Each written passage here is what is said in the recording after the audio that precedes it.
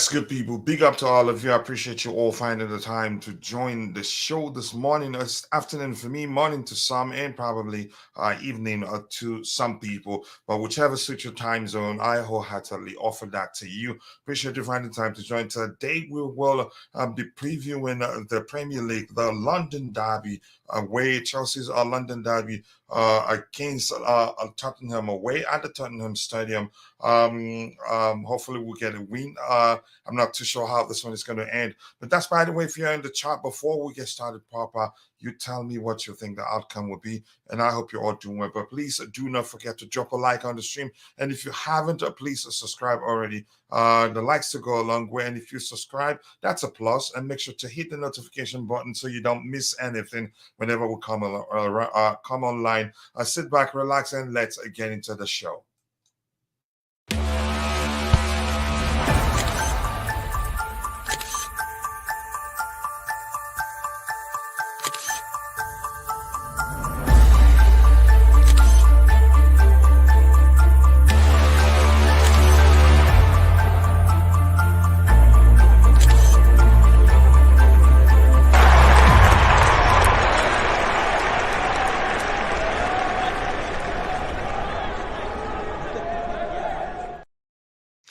Yes, good people. Welcome to all of you. I hope you're all doing well. I appreciate you finding the time to join. I'm going to quickly say hello to the people in the chat. And the first person happens to be somebody I do not like at all. But Mitchell Boy, big up to you. I hope you're doing well. I appreciate you finding the time to join. And please, once again, keep the topics aligned. Otherwise, I'm going to skip your whatever your contribution. You have every right. Have a conversation, a good conversation with your community members, but to help me reserve my energy, because it's going to be two shows today, one on Chelsea perspective and the other one on soccer perspective. Please, let's keep it aligned. Mitchell Boy, nice to see you. You know what to do. If you're watching, if you haven't, go check out Mitchell Boy's YouTube channel. Be sure to subscribe and let him know I sent you. Santiago Muno, I hope you're doing well. I haven't seen you in a while. I hope you're doing well. Please do let me know. Let's see what else we have here. Keep dropping the likes on the stream. Walking away. Okay. Yep. Bills don't pay themselves. And I totally understand. The Metal Fest Doom. Always nice to see you, brother. I hope you're doing well. I appreciate you finding the time to join the show. Leave Levi to Son. That is all Chelsea needs to do. You think he's going to be capable of marking him? I think it's a bit too slow for Son. Son will mop the floor with him. Good luck to the Blues, and that's Mokhtari Decore. Nice to see you, Mr. Decore. It looks like that's the first time I'm seeing you here, and if that's the case, if you don't mind subscribing to the channel and dropping a like on the stream, we'd really appreciate that. Thank you so much, Mr. Decore. But welcome. Feel at home, express yourself. All we ask of you is just to keep it civil. Peace and blessings to all my blue blood brothers and sisters from around the world. Nice to see you, Metal Festoon. Cole Palmer Cam is revolutionary. Enzo is on Messi's level of talent, or just below. Nkunku is Mbappe's answer to a World Cup. Wow. Okay, let's see. Reece James has still got it. Nobody's questioning whether he's lost it or not. I just want him to get back to full fitness and stay fit and not get injured again. Perfect. And soon, let's see what else we have here. My club should do everything possible to win this match. Hopefully, we'll win. But let's see what happens. Mudryk has pace that can change the game and is maturing as a human being. Yep, and the manager is helping him become even better. Osimhen or Tone changes the game. Okay, we'll find out what happens there. We should get Osimhen. The price of Tone is ridiculous. The price for Osimhen if the price for Osimhen is ridiculous, then the price for if the price for Tone is ridiculous, then the price for Osimhen is redonkulous, not even ridiculous. Let's see. Just give me 1 second here. So just so you know, so if you're saying Tone's price is ridiculous, Osimhen's price will most likely be redonkulous, in my opinion. Keep dropping the likes on the stream, people. The likes do go a long way. Let's see if Tone is 100 million. Arsenal can have him. Chelsea Nigerian heritage. Yeah, but Osimhen will be too costly. Get banned off Lewis show. let's see. Chelsea to shock the Premier League on Monday. You heard it here first. I believe you, and I agree with you. Here's why I agree with you. I've been arguing that Charity FC is well and truly well and truly in existence, and that's because we do well against the big boys and underperform against mid-table and bottom-top table teams. It's nothing.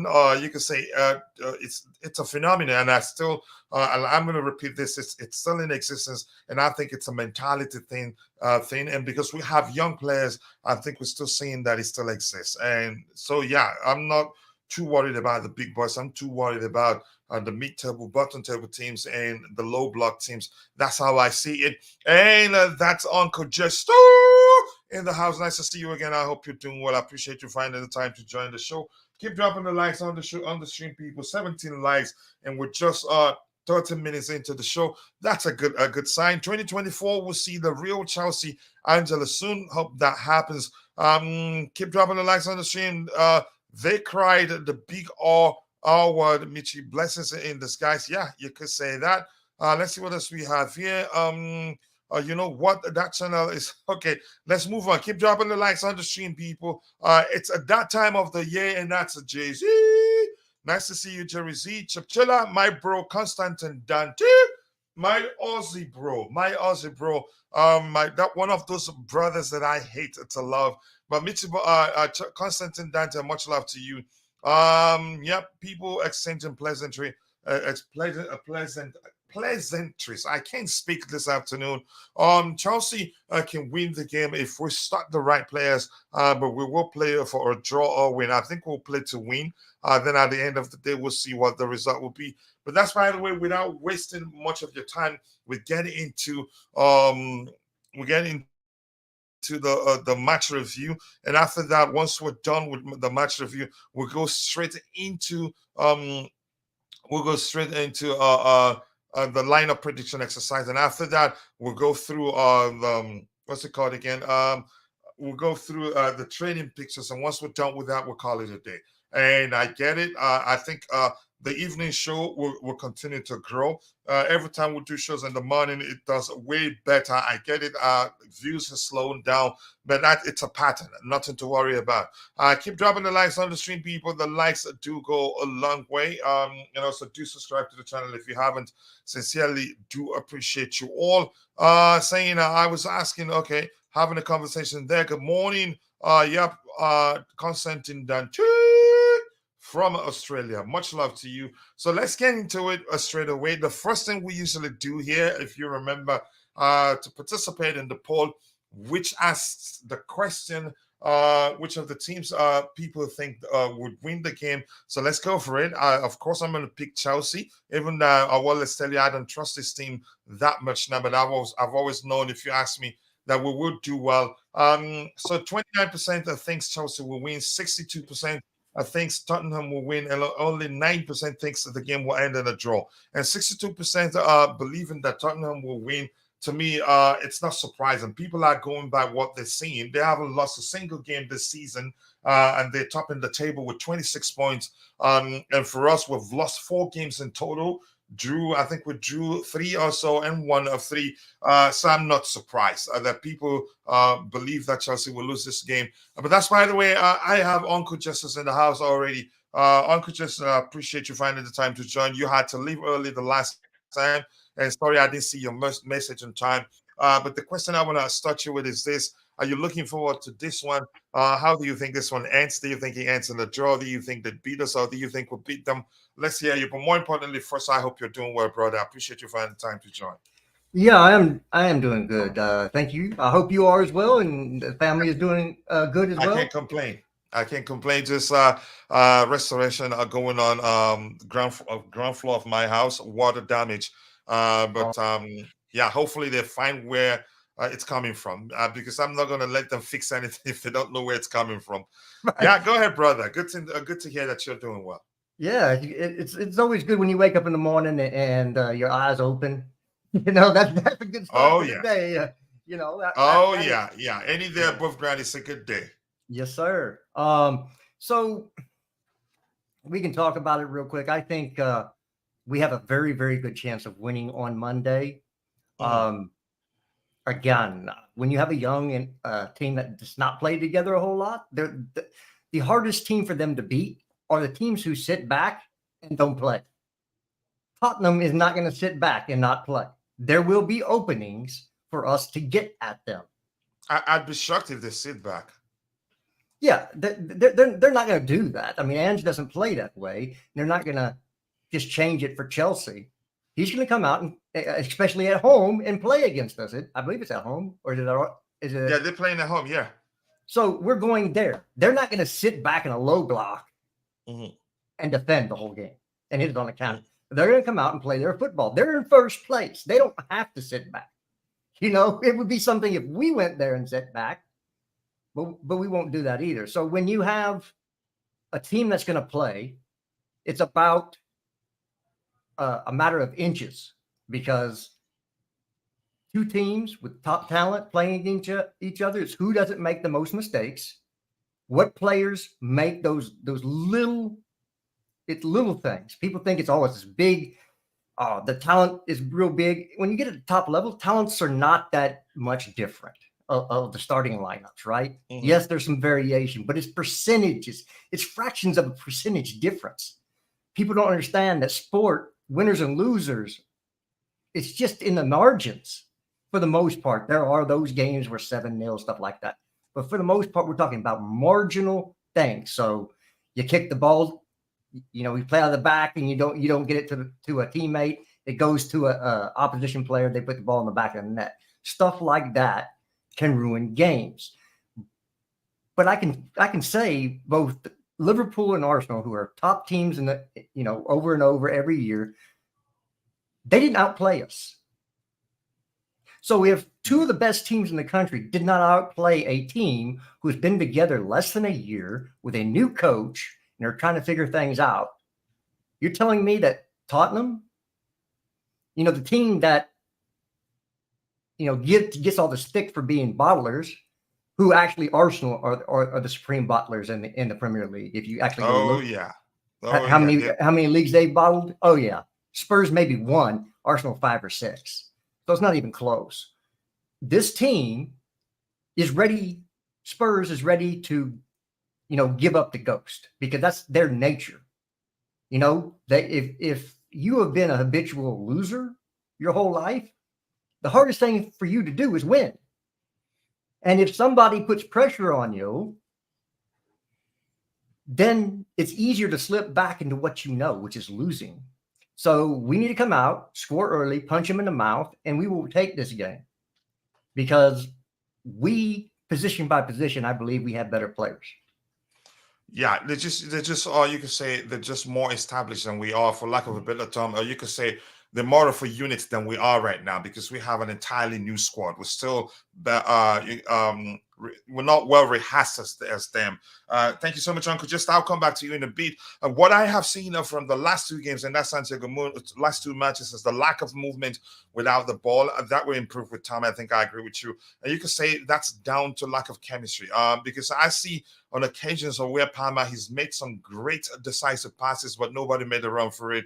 But that will improve with time. If the manager, I hope he's saying it. Chelsea gonna win, I believe. I hope so. Ugochukwu, then nice to see you. Let's see what else we have here. Just somebody in the chat saying hello to you there, Jester. Let's see what else we have here again. We never lose against the Spots, but I am not too confident, and that's because we've not been doing as well as probably you expect us to be doing. That's probably the reason why that's the case. And they're saying big up to you too, DJ. So always nice to see you, brother. I hope you're doing well. Keep dropping the likes on the stream, people. The likes to go a long way. It's obvious, and that's Asamic Telecoms Nigeria. It's obvious the Sports may win this game due to the change of things at the club currently. So even though I prefer Chelsea to win, or you want Chelsea to win as a club and a set history, yet I don't believe I don't believe it completely you don't believe it completely in your heart. Here's the thing, I don't blame you. That's because you still don't trust this team that much. Let's see. I'm gonna skip if if I've read some of your comments, I'm going to skip a few of your subsequent comments to get to the very bottom because we have other people here. Subscribe and show support. Show your support, guys. 19 likes. We should be doing better than that. Big up to you too, DJ. Let's see anything else I have to address here. We will see how much a Poch respects a ton now.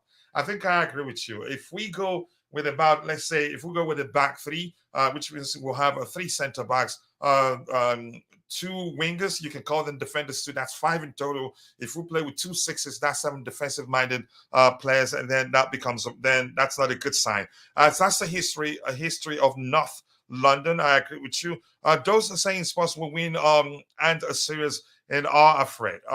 It's a natural reaction to those that respect. You can say, given where we found ourselves today. Did you see his comment in the press interview? Whose comment, to be precise? I want to hear you. I don't know Spurs' favorite formation so far. I think we'll find out in a bit. Maybe Jerry Z will know. When he speaks, he will let us know if he knows. Otherwise, we'll look at the last 3 games with us. But since we have multiple center backs, I would want a Poch to start 3 at the back. I think that would be a problem, in my opinion. Colwill, Badiashile, and Disasi. We'll get to that in a bit. And saying, let's see anything else here, anything else to address. What do you guys think of these comments in the press? You have to be specific. What comment, to be precise, so we can try and address it. Wasn't impressed at all, to say the least. Let's hear it. What exactly are you referencing? Jerry Z, let's hear you. And for those of you who are watching, and for one reason or the other, you're not able to participate in the chat, just know that we appreciate you. You watching alone does provide great value to the community. But we want to ask you one favor, one tiny bitty favor, which is to take a second and drop a like on the stream. That will go a long way for us. Jerry Z, let's hear you. Are you looking forward to this one? If yes, what do you think would win? Do you think that beat us? Do you think he ends in a draw? Let's hear you, Jerry Z. You have the floor. Good afternoon, Coach. Big up to you too, brother. I hope you're doing well. Yes, I'm absolutely looking forward to it. Probably the most excited I have been so far this season because of obvious reasons. Yeah, I mean, this is an exciting London derby for many reasons. Primarily because for the first time since I've been supporting Chelsea, I see like Tottenham. I don't see with the pundits and the journalists and the bookmakers, they have Tottenham Hotspur as favorites. So this is something, it's unique for me, right? That they are going into this game as favorites. And again, with all the storylines and the hype and the drama with Pochettino going back to Spurs with a struggling Chelsea side. So it makes for a delicious storyline, right? And as far as you ask me about the game, in my opinion, I think it will be a very close game. I disagree with many people, not Uncle Jester. I'm happy to see his very good rational arguments. With most people in general, I disagree, who think that Tottenham will dominate us. I don't see that happening at all. Yes, they can win. I'm not ruling that out. In my opinion, it will be a very close game. If anything, I think we will dominate. And with dominate, I'm not implying that we'll dominate the possession. I mean, we'll dominate the game. Yeah, so I was having this analysis off camera of show in another platform with the Tottenham Hotspur, one of the analysts, and I was talking how we'll dominate them. But the thing is that what makes me think it will be a close game, and I'm not sure what will happen, is that he agreed with what I said about the game. In my opinion, it will be a battle of the midfield, and where I think we'll take advantage.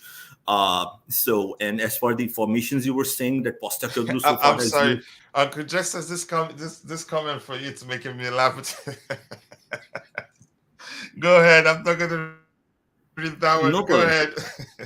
No problem. So I'm your co-host as well. So yeah. So he has used 4-2-3-1, 4-3-3 primarily so far. Anyhow. So we'll come to the tactics later as this show progresses. I will talk on that. So what I'm trying to say is that even with the analysis that I did, and I see we are getting us probably advantage in the midfield, etc. So the analyst of the Tottenham, just told me that Tottenham doesn't have to dominate the game to win. Only 20 minutes. If they are better than Chelsea, they can win. So he was referencing to the Arsenal game. And that makes me think, yeah, it's correct. Even if we have, let's say, as good as the game we played against Arsenal, right? we defend well, we dominate the midfield, etc. XYZ. Again, if we don't take our chances, right, and even if we are in the lead per se, right, will we be able to see off the game? It's a question mark, right? It is. Are the players ready now? Do they have the nerves to make the right call? Playing from you the could back. say at the moment, game management isn't our thing. Right. Yeah. So the thing is, in my analysis, I'm sure about that. In fact, let me, as I made the claim before the Arsenal game, I said that we'll dominate Arsenal. So I'm saying the same, but I'm not sure about the outcome again, right? Tottenham only needs to play 20 minutes better to defeat us. So again, with as we know our problems, lack of finishing, not being clinical, defending very good in general, but again, losing concentration, being out of position, and just one counter attack and conceding. So that's why it will be interesting. But yeah, I think it will be a great game, and by no means I see that Tottenham in general will dominate us. And the last thing is I would like to add, and it's a non-football thing. The last thing is a non-footballing reason. It's that in the past, not just for the titles, we know whenever Tottenham are favorite, not always, but 80-90% of the time they do crumble. This is a history. And as far but as this time they are the favorites. Sir, let me clarify that. Yes, they are. So that's what I'm saying. So far in the 10 games that they have played, it's not the spotlight was on them. So far, like when they started, they won, they defeated United, drew against Arsenal, won in a very lucky game, I would say, against Liverpool in 9 men. So slowly and gradually, people were noticing them. Okay, they are doing good. Yeah. So now, for the first time, since the last week or two, they are like, people say, oh, this is a great team. What I'm trying to say is that also the pressure is on Tottenham Hotspur, knowing that Chelsea are 14 points behind them. We will have to see how will Tottenham play. For the first time this season, the eyes of the media, journalists, and their fans are on them. So they are also in significant pressure. So how will they react? So that's why it's such an interesting game with so many variables. All right. I'll come back to you again in a bit. The Spurs haven't lost the Premier League this season. Yep. They're high flying, the top of the table with 6 points, with Arsenal just behind them. Let's see what else we have here. Poch just loves to respect everyone. I think you have to respect everyone, but don't respect them too much, because when you don't respect a team, which means you're taking them for granted. You respect them, but there's a balance. You respect them, by knowing they're good, by knowing that they can beat you, and then you go into the game with the mindset you have to beat them. You have to take them seriously. That's how I see it. Big up to you too, Vic. I hope you're doing well. I am well, thank you. Okay, just reading somebody's conversation. It's a strange feeling to come back at Spurs after 4 years, but it's going to be a happy day. I feel Spurs can really win the league. They are doing an excellent job. Yeah, you have to say that. You can't say you don't think they're going to win it. You have to say, yeah, they think they can win it. You want to make them come into the game like they're going to win it. And I'm happy. I think there's nothing wrong in this. There's nothing wrong in that, in my opinion. Him saying that he thinks they can win it, yeah. Even if it was Jose Mourinho, he would say that. That could be mind game. You don't know. Big up to you too, Chelsea boy, 1234. Nice to see you. Let's see who else we have here. Why is the Chelsea manager bugging up? He's not a fan. He's a Chelsea manager right now, and he has to say it as he sees it. They're playing well, and you could just, even though deep down he may well feel like they're not going to win it, but he can't publicly say he doesn't think they will win it. He's not a fan. I get it. It's an issue with the fan base, but for me, it's nothing. Keep dropping the likes on the stream, people. Big up everyone in the chat. And there's the address here. If we lose to Spurs on Monday, we're going to be on 5 losses from 11, which after spending $1 billion is a disgrace. I'm not. If you're saying again, let's not get into how much you spend. I don't want to get into that argument right now. But if you want to do that, you can say, do us a favor and deduct how much we made from player sales. That's how I like to put it, in my opinion. Okay, yeah, we'll see you soon. Don't worry, and make sure to subscribe to our sister channel, where we do a prediction of the entire Premier League games. Let's see what else we have here. I hope Mudryk starts instead of Jackson. I think the front three against Arsenal suits us better at the moment. Here's the thing. I think Jackson starts. That's what I think will happen. Just like I told you guys, he was going to start the last game, and that's because he's going through a mini goal drought, and the manager trusts him. Even though he's looking like he's lacking confidence, I knew he was going to start and that David Washington would get a chance, and that happened. Roger, gracias, hola, ciao, aloha. What am I missing here? I think I'm missing a few, but probably you have to say. But Roger, how are you doing, brother? I hope you're doing well. Konnichiwa. I knew I'm missing one. Konnichiwa. Just Uncle Justice knows it. Yeah, Japanese. Roger, you forgot Sodika. Yeah, Sawadika also. Yeah, of course. That's Hola. Thai. That's one for Thai. So How are you, is that gentlemen? Thai? Okay. Yeah, Roger, nice to have you on the panel, brother. I hope you're a doing pleasure well. as always. Let's hear you. Are you looking forward to this one? Do you think we'd win? Do you think they'd beat us? And all that, tradition. You know the question already. Let's hear And you. all that jazz, huh? Yeah, and all that jazz. Yeah. I would say, yeah, as usual, very astute observations made by my panelists. Totally concur. I think there's going to be a difference between winning the game and being dominated. So I think we need to not conflate the two. It's this simple. We invariably, the case is that a team that wins doesn't always deserve to win. Now, I agree with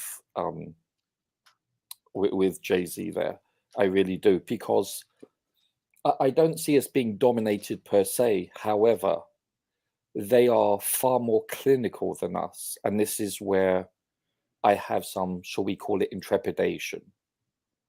I'm somewhat Can you reluctant. do a tapping on Bobby before he speaks? Do a tapping Hola, on Bobby. Bobby. They're more rehearsed than us. They So really he are. doesn't have to I use mean, that language. Go ahead. yeah, I mean, No, I'm come kidding. on, I they're, know. I just, yeah. Go ahead. yeah, they're a well-oiled machine. These chaps have played together. They have a level of maturity in tenure that we don't have. We are an exceptionally young squad and team. Our last game we played, we averaged 23.86 years in the starting lineup. That's fetus-like. That's ridiculous. So listen, I'm not sure. Don't forget, when we played Liverpool and then Arsenal, we played them both at the Bridge. This is a new dynamic for Chelsea, playing a top team away from home. Does this mean we're going to be more pragmatic? In all likelihood, I think that's a fair assessment. I don't think we're going to go with a 4-2-3-1. I think we're going to go at the very least with a 4-3-3. The scoreline, the outcome, who knows? As I said, my only reservation is our lack of being clinical. That's it. I mean, listen, it's the most important statistic in the game, isn't it? If you can outscore more than your opponents. But, well, we've seen our XG has been excellent thus far, for the most part, with the exception of 2 games out of 11. So, or 12, I mean. So let's see. All right, thank you so much, Roger. We're getting there. We're going to get into the match preview proper. Let me give those in the chat the microphone, and I'll come back to Bobby on the panel here. Roger Dodger, is this the news? No, the Blue Money Show will come back, but I had to do the show at times where I still have energy to still work on my doctoral program. We're training somebody to take over the Blue Money Show. Holla, realistic Roger. Okay, that's good. Let's hear you. What else do we have here? Big up to you too. The Blue Tiffle game, always nice to see you. And we have, if we lose this game, those comments will be famous last words. I don't think he was trying to be deep, but more naive. I really don't want to pay a visit to the championship like our favorite referee did. Oh, yeah, that went on its own. Hit the like button, people, and subscribe to the channel if you haven't. And hello, everyone. Hello to you too, JC. Nice to see you. I appreciate you finding the time to join. And Bobby, let's hear you if you're there. Are you looking forward to this one? Do you think he ends in the draw? Do you think would win? Do you think they'd beat us? Let's hear you, Bobby. I'll be right back. Hello, Bobby. Big up, guys. Hey, Roger, my brother from another mother, and Jerry Z, I think it's there, and I don't know who else, but big up to everyone. Listen, there's a nervousness I'm supposed to be feeling about this game that I'm not feeling, which I find really interesting. They are a better rehearsed unit than we are. They've done something which is interesting. Spurs has fixed its midfield. The midfield wasn't really buzzing too much last season, although the personnel they acquired should have been better than the output they were getting. Now they seem to be getting that output. Bissouma in the defensive midfield area is beginning to come to his own. And the matchup between, or rather the competition between him and Caicedo will be very interesting considering their backgrounds in Brighton. I think this is very much where the game, two areas I think are of significance in this game. The midfield battle, which will be interesting, and whoever wins that will have some kind of advantage. And of course, the finishing, of which they are more clinical, as Roger said, than we are so far. Apart from that, which is quite significant, by the way, Thank you. apart from that, if we can nitpick and pick and grab onto hope, there's not that much difference between the two sides. Now, what can we do in midfield is left to be seen. Excuse me, I have to take my. Oh, sorry. If you see me knocking back this medication, you think it's something really great. The midfield is what really, really intrigues me because the battle is set there. Who will get the upper hand? It looks fairly evenly matched. I will give them, in terms of physicality, just that little bit extra. As usual, we find ourselves physically wanting. In attack, our defenders will need to be quite prepared because they are also quite physical. And in defense, they're physical. So we've got a battle on our hands. And to me, we look on paper the weaker of the two teams, and in form, definitely the weaker. In form on paper, definitely the weaker of the two teams. However, this is Spurs. And there's something, as I said, there's a nervousness I should feel that I don't feel. I feel it, I've been feeling it against Arsenal because they're always fully fit and we're lacking players. Even though Spurs are fully fit and we're lacking players, I can't say I'm not worried, but I don't have that jitters. And I'm wondering why. Is this a good sign? I don't know. But I think, dare I say it,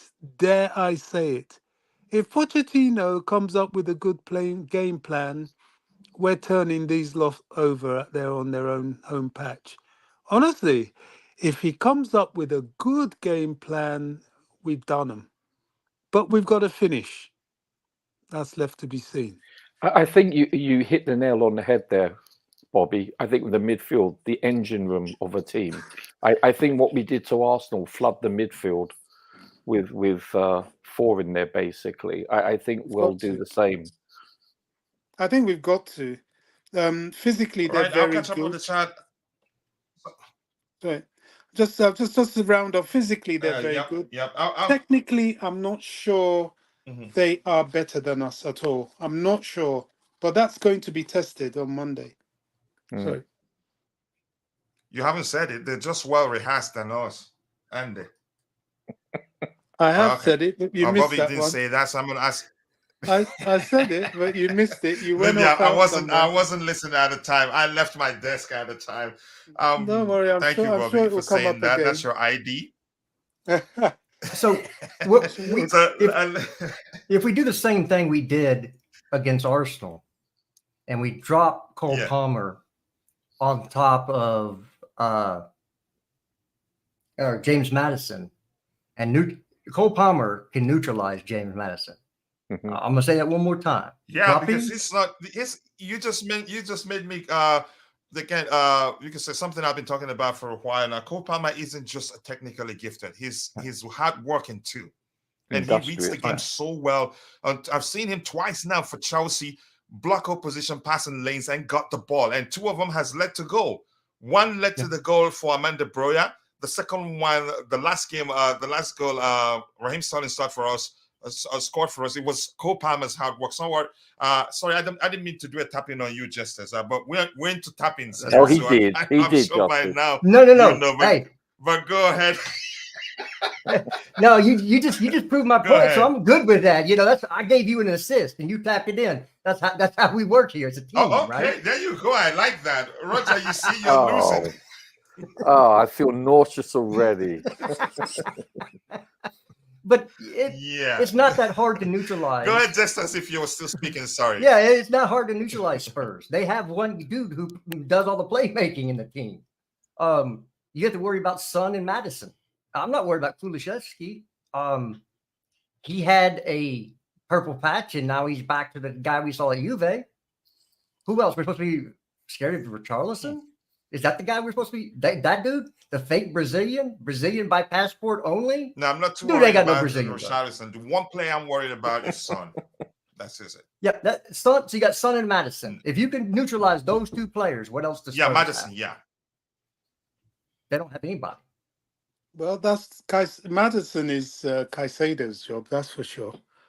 I would kind of fancy Ugochukwu to neutralize him because he does that well, but he won't start him. He will start Caicedo and Enzo. Yeah. No, he won't start. He might come on later, but he won't start. It'll be Caicedo and Enzo. So Caicedo needs to keep his eyes peeled on Maddison, but I think he will.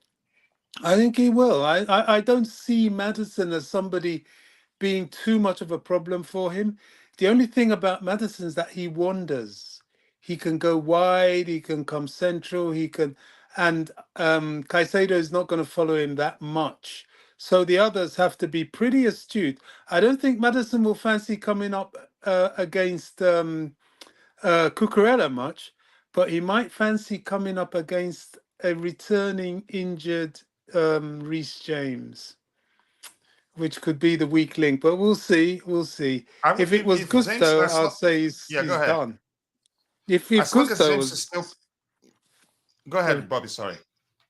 I was saying if Gusto was starting, I'll say, well, Maddison may not have joy, just like Odegaard didn't. But he's not going to start. He's gonna start James. He's got to start the captain, surely, guys. Surely. Oh yeah, you would think so. But assuming you mean James? Yeah. Certainly he starts. I'll come back to you guys on the panel. And Bobby, I'll start with you since I'm still with you. Once I come back, I'll ask you the question. I hope I don't forget, because every time, Roger, I say I forgot stuff. I usually forget stuff easily. Son has the best. Sorry, I always forget the Americans. I know most of you here are American. The American's name. I keep so Uncle what you Justice. call him? Uncle Jesters. Uncle Jester. You're top geezer. Yeah. Honestly, your analysis is respectable.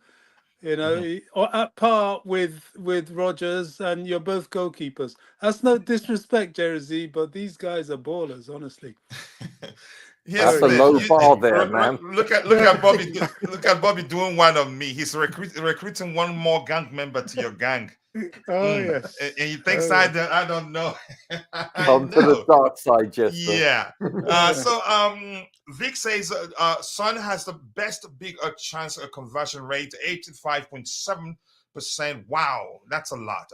In the Premier League, that's excellent, actually, so to speak. Match is on Monday. Yep, it is on Monday. Arsenal are more clinical than us, yet we nullified their attack. Arsenal attack and Spurs attack, which one is sharp? I'd say Spurs right now, from what I've seen so far, in my opinion.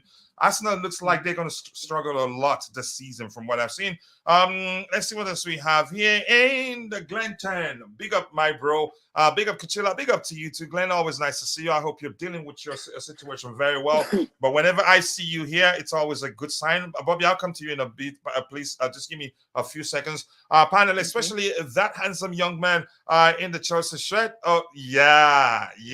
Now you're picking and choosing, right? And the chat, hope everyone is fine. We're doing well. Maddison, 7 big chances created, 5 assists. They've been on fire. They're high flying, in my opinion. Bobby on the Campios today. Maybe. If we were clinical, it's a formality, but that's the problem. Not worried about our midfield or our defense, but we need a Sanchez to surgically removal of that bozo gene for one game, and Jackson to have a thriller. Oh, what a way to put that's very creative of you. But I think Jackson starts. Yeah. Let's see what else we have here. Maddison 32 passes into the penalty area, 31 key passes. 3.2 key passes per 90 minutes. If we cannot neutralize Maddison, we're done. Wow, what a signing he's been for them. Honestly, what a signing. I was thinking we are going to go for him, but within. Coach, everyone in the chat house wanted to book an orange juice just to keep one busy. Go ahead, Bob. You wanted to ask something before I catch up with what we have in the chat and come back to you with a question. Or maybe I'll move on to the next person since you're speaking now. Go ahead, Bobby. I was waiting for my question. Okay. Okay, just hold on. I'll come with the question if you don't mind. Doing good, guys. Okay, nice to hear. Excellent. Just as that's why I said we need the same front of three as we did against Arsenal. That was a solid, you can say, a very, very liquid front three, and they did well. It was very good. We needed to drop Jackson, but I think the manager plays him. Big up to you too. The Prince is here. Nice to see you, the Prince. Arsenal have been reliant on penalties and simulations this season. Spurs will be harder to crack. We'll find out. Say it again, Justice. Lots of fans are here for you in the chat. Take them out in, and we have a chance. Yeah, the two players he mentioned. Don't underestimate Bissouma. Bissouma's job is to stop our own players mainly, and I think he's a fine player in my opinion. Our back should be Silva and Badiashile. We'll go into the lineup building exercise in a bit. I see nothing wrong with what Poch said. The same here about his former club. Everybody knows that Spurs are looking great this season. So not just because he has the feelings for the opponent club. He doesn't, in my opinion. And I think he'd be lying if he says right now they're not tied to contenders. It just wouldn't make sense. Bobby, the problem is these goalkeepers do come off the line, all the time. Good evening to you too, Onyedikachi. I hope you're doing well. Good to see Justice join the goalkeepers union. Yeah. So we're gonna always have an election to select who's the chairman of the goalkeepers union, since he was once a goalkeeper and Roger he's still the current chairman, but we have to find out. Let's see. Being a Spurs fan, I think it will be 2-2 draw. Need a CFC big time. Need a what? Center forward big time. We need, or you need simply Ace. Go join our other YouTube channel where we cover every club, and I think you will not regret it. Goalkeepers always have an interesting view on the game. Yep. Reece is going to eclipse no sun to be seen. Wow. Everybody getting creative today, and I love that one. Bobby, here's a question. Name up 3 players you think that must start for Chelsea to get a win, and why for each player you mentioned. If you're there, Bobby. Okay. Yeah, okay, I mean, there you go. based on the players that we have available and are fit, certainly we've got to have Cole Palmer. And I would say, gosh, this is tight. Midfield, definitely Enzo and Caicedo. Defense, I mean, there's more than one player, 3 players, to be honest. So it's a bit of a toss of a hat. Just choose one, the most important for you, for each department. Okay. I would choose Cole Palmer, Moises Caicedo, and indeed I'll go for, people are going to say very controversially, Disasi at the back. Oh, shocking. I think Disasi's physicality is going to be important for us. Spurs have, people talk about Son and they talk about Bissouma, but there's this other rangy, I don't know whether he's a midfielder, I think he's a midfielder as well. Tall, rangy, dark guy. Papa Sarr.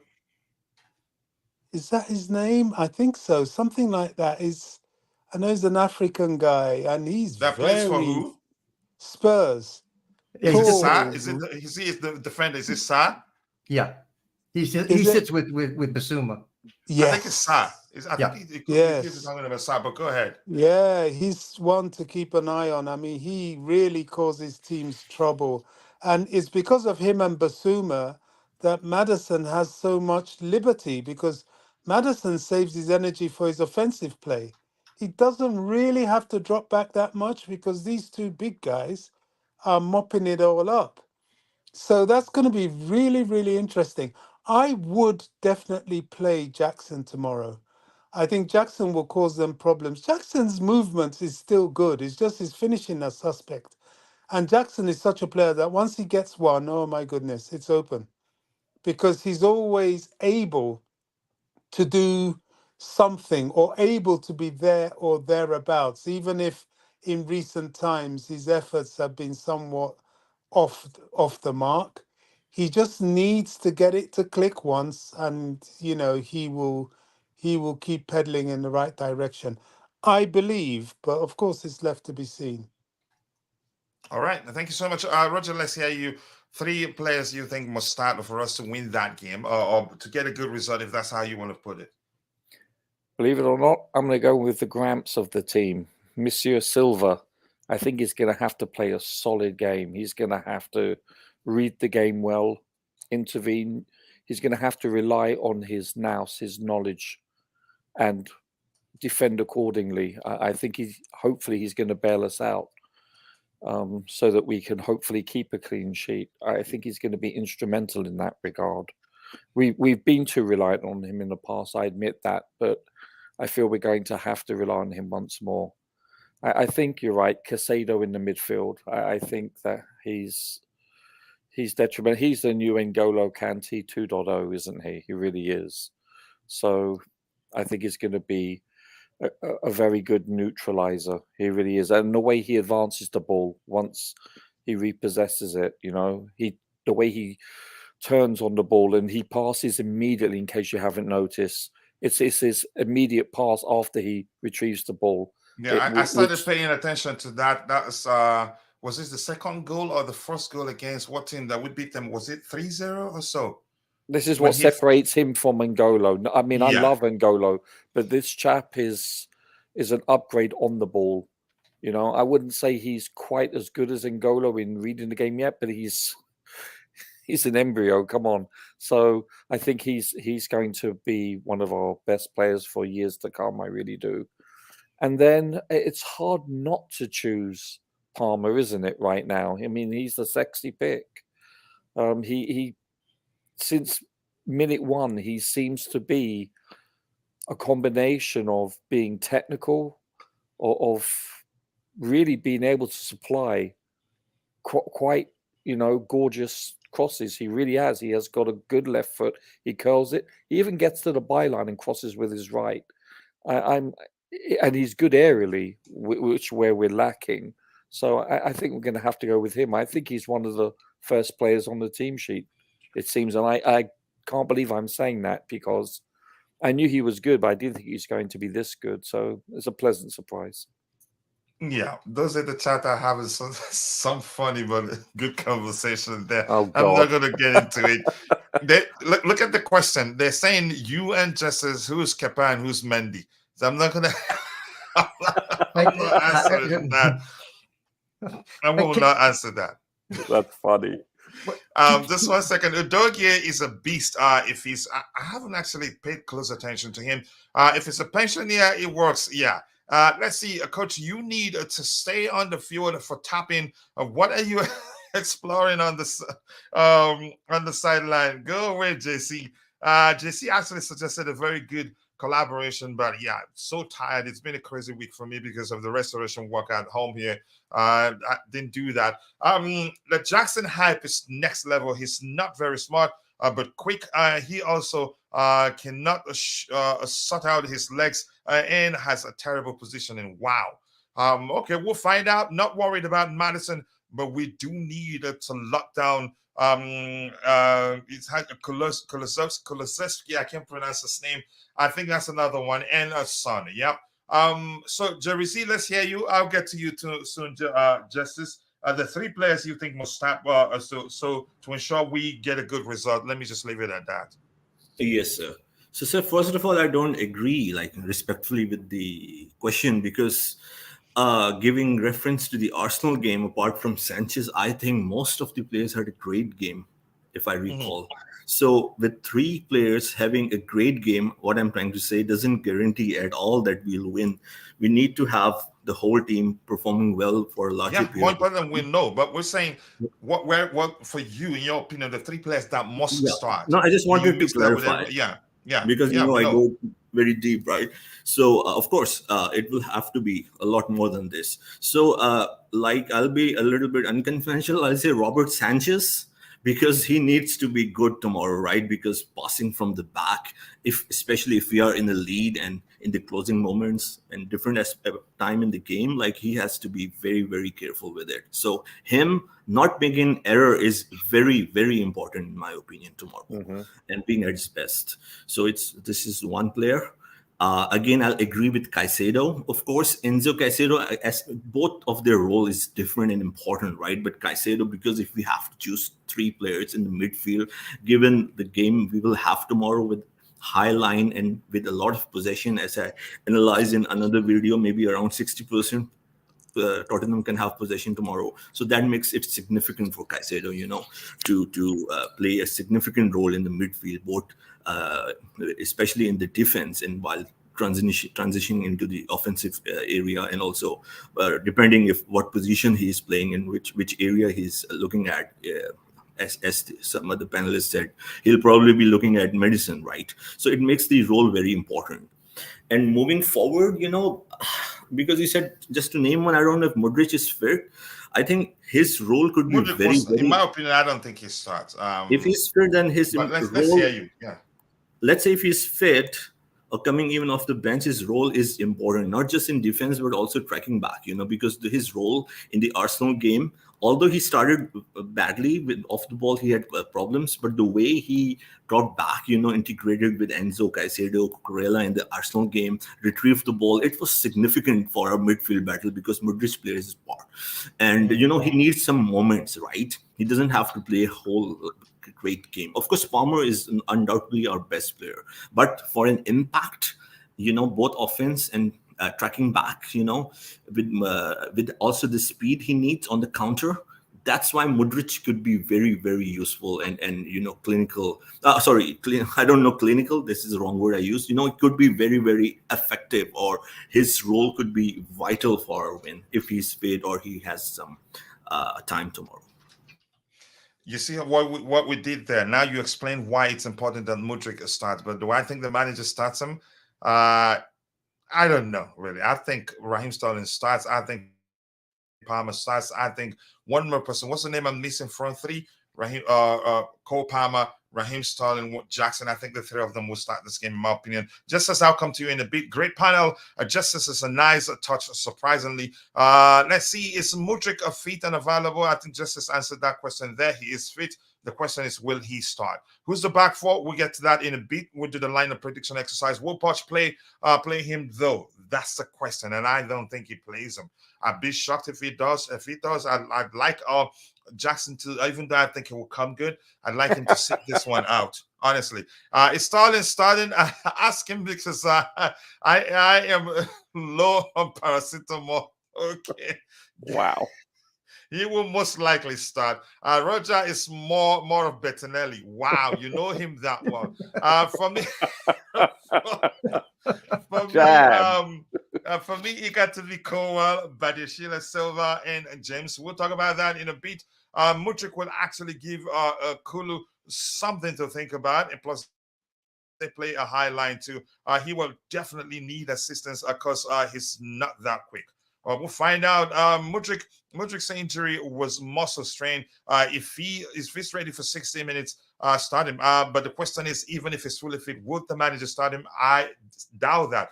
And the last time, I don't think his injury was actually that serious. I think the manager probably thought that we could do without him and Enzo and still win the game. That sounded backhanded. Okay, that sounded backhanded, but he really okay, I think he references something that I'm not well acquainted with too. Justice, coming to you. We're talking about this because there are players. That's why that's another way of saying which of the our players are undroppable. But in this case, let's hear you. The defense, the midfield, and the attack. 3 players you think that must start for us to get a good result, and why for each? I'm gonna bypass the obvious because if you don't have Enzo, don't tell us you agree with Roger, because I know they've recruited you. But let's hear you. So the obvious answers would be Enzo Fernández, Cole Palmer, and Thiago Silva, because it's a big game, and Thiago Silva right now is still our best center back. Yeah. I don't care who says differently. That's the case. All right. You're gonna have to tell me who's better than reading the game than Thiago Silva. There's not one. I agree. So I don't want to even focus on those 3 because that's a given. So here's 3. If you want to win, should start. Benoît Badiashile has to start. Can you elaborate? You have to tell us why. You have to tell us why you have Levi. Yeah, go ahead. I'm going to explain it. Let me put you on the spot. We don't need comparison. We don't need comparison of him and Colwill. We need you to tell us why you think he should start. Because he's our best defensive center back with a left foot. End of story. I would take that. And he is going up against Kulusevski. And would you rather have Benoît Badiashile up against Kulusevski or the other guy? For me, I want Bad Vinny there. He's a better defensive player at this point. And what I've seen from Colwill is he does lack some positioning sense, and he's a little slower pace. I think Vinny is probably a little bit faster than him. And you play your best players in the best game. So Vinny B has to start. Mudryk has to start. I have to have somebody who can get the ball. Who? Mudryk. Well, I'm playing a 4-2-3-1, so Conor Gallagher. Go ahead. Mudryk over Conor Gallagher, because he's been a nailed-on starter. I'm going to say this: if Conor Gallagher doesn't start against Tottenham, the next show we do after that, I'll do $100 giveaway. Yeah, he's okay. This is for me. Okay, but I understand. We're just having a good conversation here. Yeah. But go ahead, let's hear you. That's not saying he's my favorite player at Chelsea. Right. And but go ahead. And the last player that has to start is Reece James, because you have to get the winger on that side, whoever it is, on both sides. You're going with 4 players now. Are you going with 4 players? No. My 3 players are Mudryk, Badiashile, and Reece James, because the other 3 are given to me. Why James? Because Reece James is the best right back in the world when he's fit. Why wouldn't you not? And because offensively, he can create, and defensively, he can lock down whoever's on his side. We've seen it multiple times. And you're missing one more thing. Let me hear you say it. He's a fine finisher on his day. Oh yeah. Did I do a tap in? Were you going to say that? No, you actually set me up for a volley there, but I whiffed on it, but you followed up for me. It's good to have teammates where they can pick you up when you fall down. That's the truth. Yeah, we're teammates here, but I think I'm concerned that you're in Bobby and Roger's gang from what I've seen so far. But I think, Jester, I think Reece's number 1 quality is his crosses more than anything. He's a great crosser of the ball. And he has everything. I think he's a complete player, Roger. Yeah, he is. He's a complete player. He can defend very well. He can be physical. He can actually finish. He can also create chances too. So there's only one right back that I would say is equal to him, and that's Walker from City. That's it. But I think he beats Walker in terms of finishing.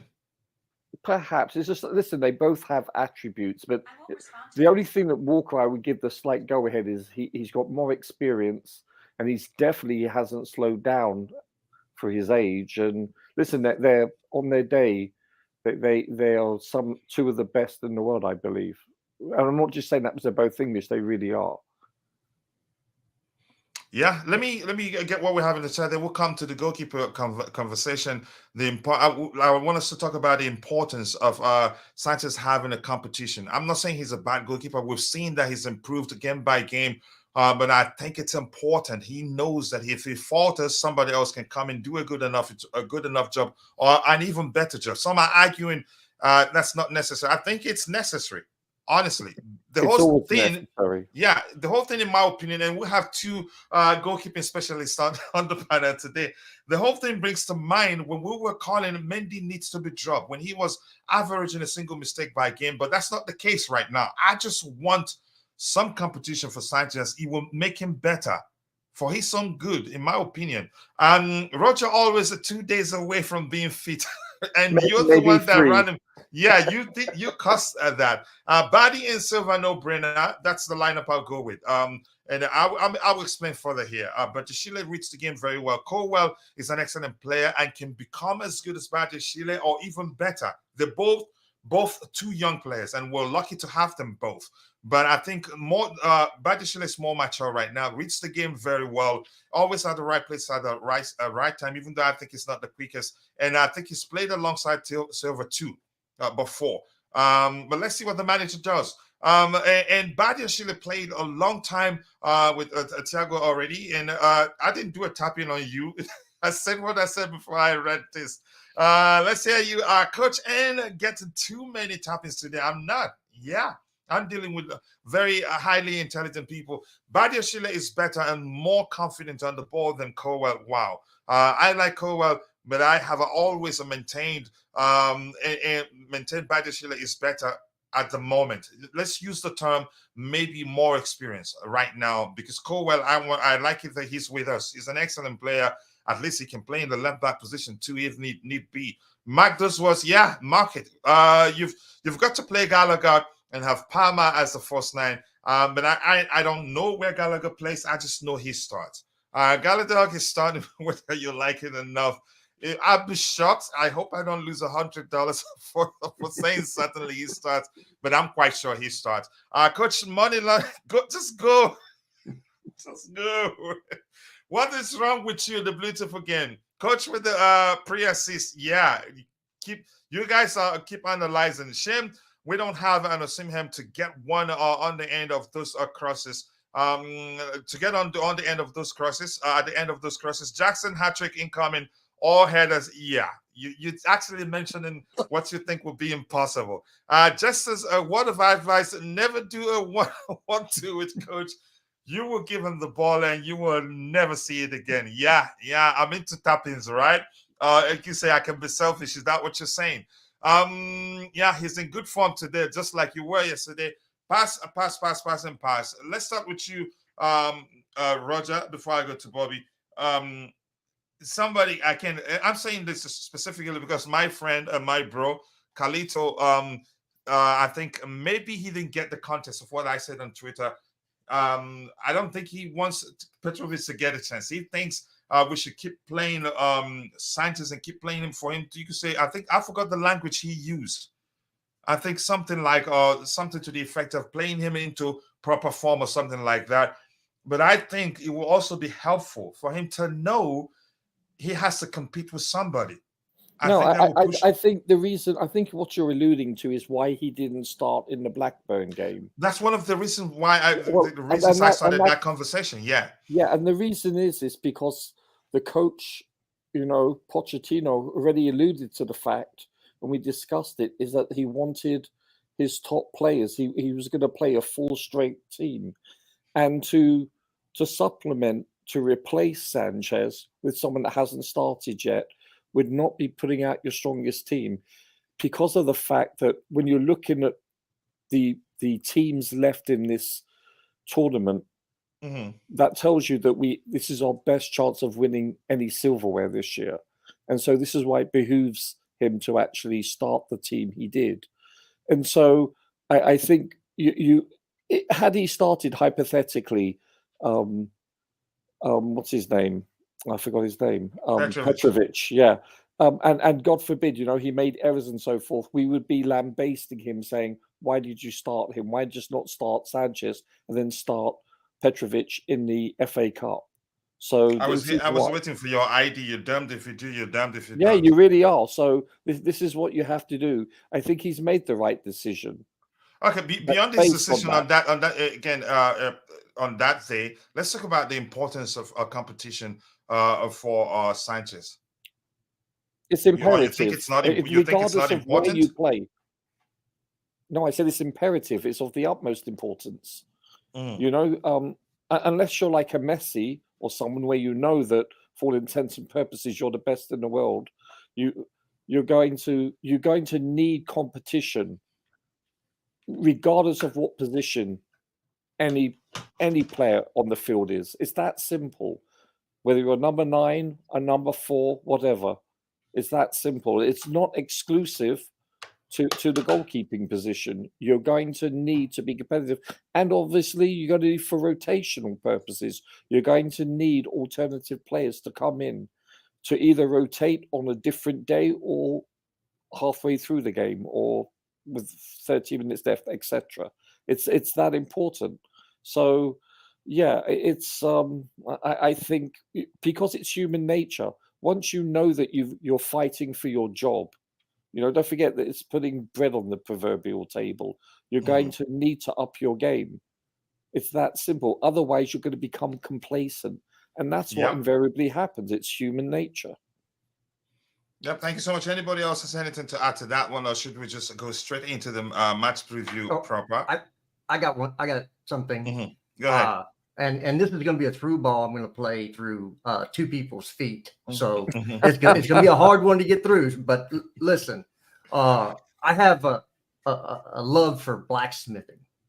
I watch Forged in Fire on the History Channel, I don't know if or Discovery, whatever. Yeah, I love that show. A lot of time they forge knives mainly.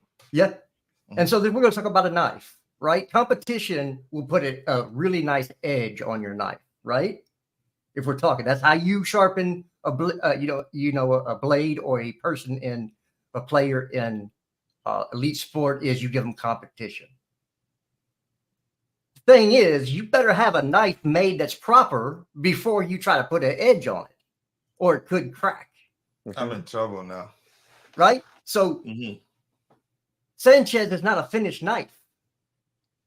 And if you try to put an edge on it now, you might ruin the knife. Finish it first and then put the edge on. Wow. I think there's no other better way to put it than what you just did. So, okay, go ahead if you're still talking. Hey, mic drop. Okay. Yeah, mic drop indeed. I think I have to agree. That's I like analogies. I have to be honest with you. I don't know, Jerry, do you have anything to add to that? Yeah, in the other podcast, I said that the probable reason why he didn't start Petrovic is because, you know, where we are, we have to again analyze and see the context. We are like 11, 12 points on the table, right? And Sanchez made 4 mistakes in the last 6 games. Only one of those cost us, right? But so now it's an intense pressure. Of course, it's not like a sackable situation right now, but it's an intense pressure on Pochettino and the team. So with the games coming, this is how I'm looking. Tottenham, City, and following games after the international break. So So he needs to give continuation, right, to Sanchez because even if Petrovic had started the game against Blackburn, we know that Sanchez would play the following games, and Sanchez made some mistakes. So for his improvement, for his continuity, it made sense that he played him. So or the other thing again would come down as Roger says, we are not in the training, so we don't know what is the current status of Petrovic. Do they really see him at the moment as a possible number 1, someone competing with Sanchez? So all these variables makes it compelling. So that is why on any other day, if we were, let's say, 4th, 5th, 18, 19 points on the table, we could have seen Petrovic, right? So this is how I see it. Yeah, I think it makes sense. There's always something to learn, but I still can't quite get over the analogy Uncle Justice used there. I like it so much. Bobby, I don't know, you have anything to add to this one, or should we move on? Was this the goalkeeping situation? Yeah. Yes, sir. Yeah, I mean, it's a very interesting conundrum. And at the moment, I find myself agreeing with the situation as is. Reason 1, Sanchez himself is going to need time to settle in. And his handling is not at that level of alarm like it was when we were all screaming to drop Mendy. You know, Mendy, No, it's not. Yeah. you couldn't see any way he was going to ever improve. Whereas Sanchez, you see him. I mean, yes, the game against Blackburn, there were some saves he was carrying out there that you thought, okay, this is a reliable goalkeeper in this sort of situation. That he does come and claim balls from in the air.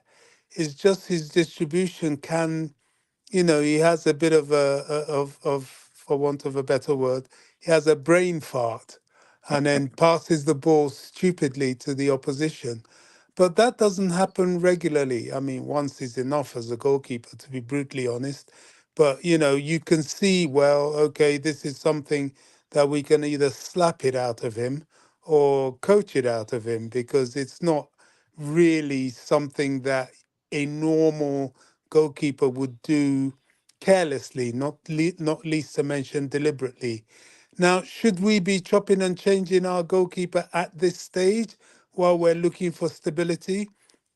Well, I'm inclined to agree with our goalkeeping experts on the panel. I don't think so.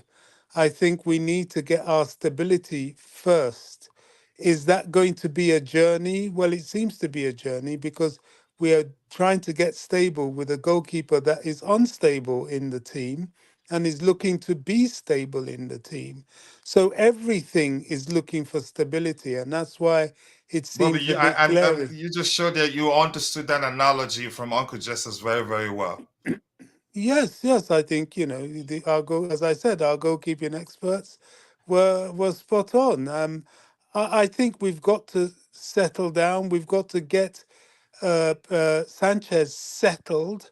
He's not settled. He hasn't had a pre-season with anybody, not least to mention us. He's in a new team. So this is all part of our growing pains. It's only when we have a more settled team, or a team that we can say, okay, we kind of cannot get any more settled than we are, then we can comfortably look to change. However, that doesn't mean to say we shouldn't give Petrovic a little run out here and there, but the problem is that the opportunity hasn't arisen.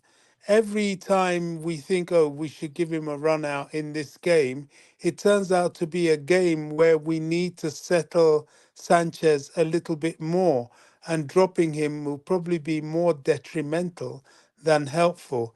So it's a very delicate balance, and I am going with what is happening now, really, because there's this saying, as I know you're a Bible reading guy, coach, Yeah. a double-minded man is unstable in all his ways.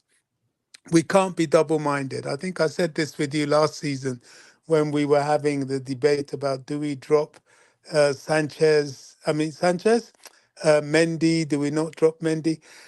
At one point I was saying, look, hang on to this guy. Why? Because not that he hadn't shattered my confidence in him, but the fact is that with goalkeepers you have to sometimes persist. And Mhm. it's risky, it's painful, because when it doesn't click with them, it's calamitous for the team. But when it does, they become somebody else.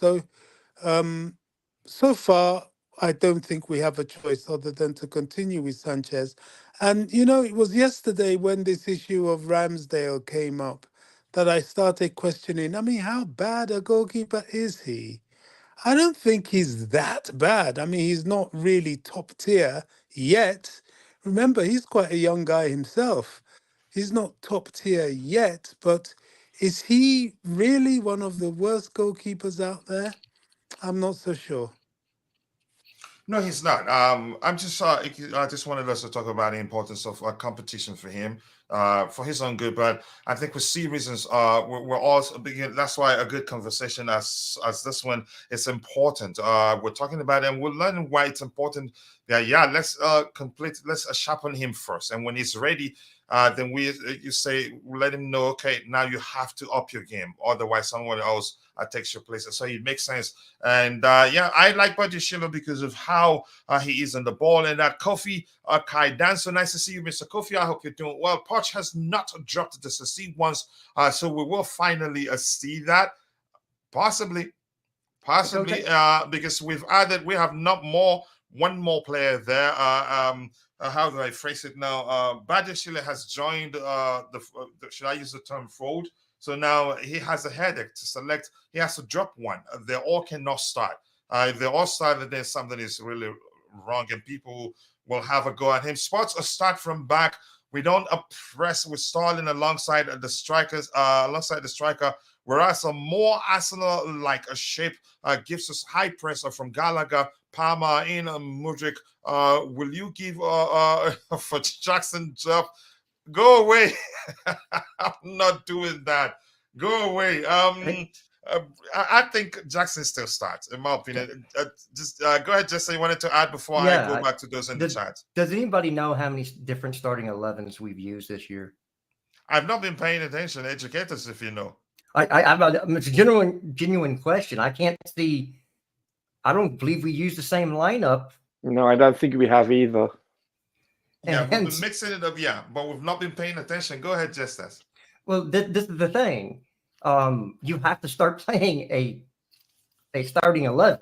I understand when everybody comes back fit, that's what you have to do. You have to say, you're starting here, you're in. Hey, if you want to displace this player, then you better be beating them in training. And when you have your chance on the pitch, you better do something. Until we get to that point, you're going to see inconsistent results because the lineups are not consistent. The thing about, and I had this argument, it was my last argument on a different channel, that you cannot compare what Chelsea to Spurs, because Spurs, for the most part, had the same people in that squad, bar the keeper and the one center back. Everybody else has been there, and we have played together. So it's easier to come in as a new coach with an established squad for the most part than to come in as a new coach with, basically a whole new squad. Well, it's not the same thing. It's not just that, Chester. It's the fact we haven't been afforded the luxury of continuity due to our, shall we call it, lack of a healthy squad. We've been depleted. We haven't had that luxury. We really doesn't that sound familiar? No, it is. It's Potter era when we were saying that, I think he changes too much. He's not being consistent with his selection, and that doesn't help. But go ahead. Yeah, but injuries is part of the game, and we all concede that in any sport. But this isn't tiddlywinks. I get it. However, this is bordering on the absurd because it's the fact that right now we're missing, and I don't include Bettinelli, but you're looking between 8 and 9 starting / rotational players in the squad that is not available to us. You can tell this by just looking at our bench each and every game, the lack of depth that we've had traditionally this season. We had 99.9% of defensive players the last time, right? Yeah, it's that simple. We haven't been blessed with health for whatever reason. It's most unfortunate. And so I think, for instance, we talked about following the Arsenal game. Can we have some more continuity? But no, Mudryk had a nick on him. I don't believe, and I'll do some research on it tonight or tomorrow, that we've actually had 2 games continuous that have the same starting lineup. If I'm not mistaken, I don't believe that has been the case at all this season, which is that emphasizes where we are currently. Yeah, it's concerning. Let me catch up with what we have in the chat here. Broya could return and be on the bench. I'm looking at that on Twitter on my monitoring screen there. That's out of desperation, really. If we had more players, you can say, let's say Nkunku is available, there'd be no need to bring him back into the fold. Sanchez will have to be at the top of his game. Son has 11 goals against us in all competition. A typical Texan. That analogy there is what you're referencing. Next analogy will be Out 8:15.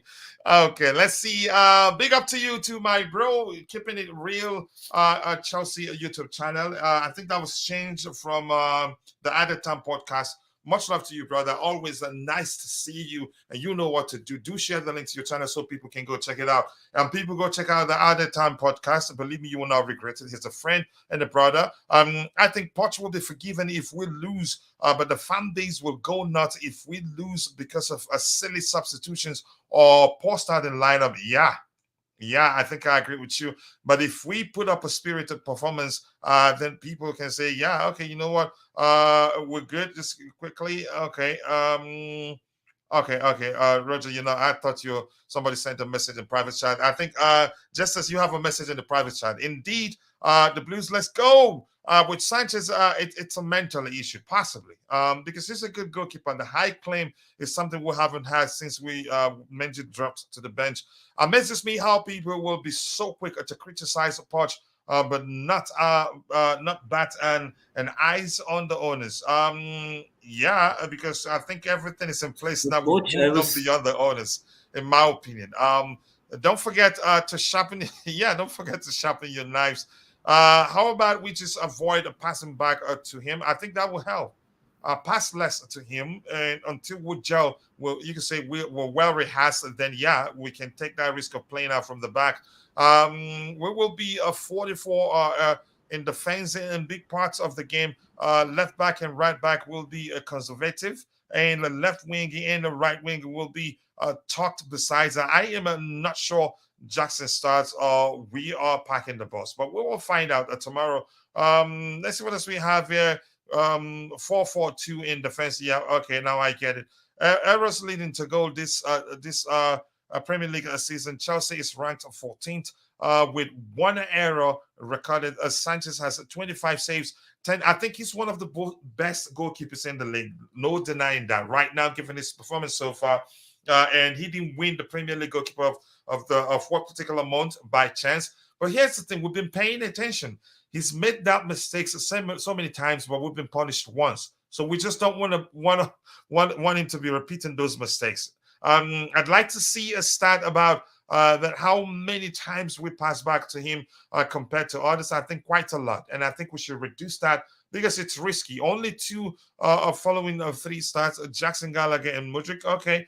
The preseason Dortmund game was the lineup, but alas, here's the thing. I'm going to say this. I think Mudryk will be the one that will not start, but we'll find out. The preseason Dortmund game was the lineup, but alas, I'm not sure I understand that quite well. However, could Poch do a number on all of our bench? Bench Caicedo, okay, and see what else. I don't want to see Gallagher in the pivot. If he's going to play, let's go with the 4-3-3 structure. That's when you get the best out of him. We could not name the exact lineup, but we know the shape of Poch uses. So there is continuity. So I'm going to come to you, Jerry Z. Looks, you wanted to say something, and I was still speaking at the time. Let's hear you. Coach, to be honest, I forgot. You lost it, and that's Roger's fault. So don't worry. Wow. Top crowd. Let's see what else we have here. We've looked at this, and that's 25,862 votes. Good sample size, and I'm not surprised that 62% thinks Sports will beat us. Yep, I'm not shocked. You just look at where we are today. And for injuries, they have Sessegnon is out. Mana Solomon is out. Evan Perisic is out. The guy they signed, I think, from Inter Milan is out. Hugo Lloris, I didn't know he was still at Spurs, actually. Udogie is doubtful. Not sure. Alfie Whiteman, December, he's out. So just quickly here, I'll come back to that. Like Roger said before, the misplaced tapping. The only difference between Spurs and the rest of the league is they've played together longer.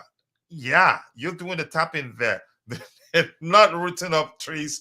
Even City make team changes. Yeah, I think I agree with you. Enzo was brilliant against Blackburn Rovers. Yeah, he should play.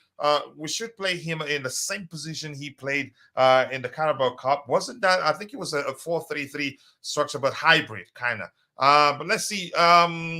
For Chelsea, of course, we still have a village of injured players, but you can say it's looking better than the last time we talked about it, Roger. Wesley Fofana, we know his case. Trevor Chalobah, I'm not too sure what's going on, whether he's frozen out or whether he's really injured. I think it's too much now. Romeo Lavia, early December. Marcus Bettinelli, doubtful. Mid-November for Nkunku, a good sign, but I wouldn't rush him in my opinion. Carney Chukwuemeka, late November. Benchua, early December. Amanda Broya, early December. So where are we? Early December, we're in early December. So how early is the question? We're hearing that he could be on the bench, but I would say out of desperation, maybe. How Liverpool spanked them with 9 men was astonishing. I hope Poch read that game well. I hope so. Greetings from Germany, beautiful family. Nice to see you, Mr. Obikere. Always nice to see you, brother.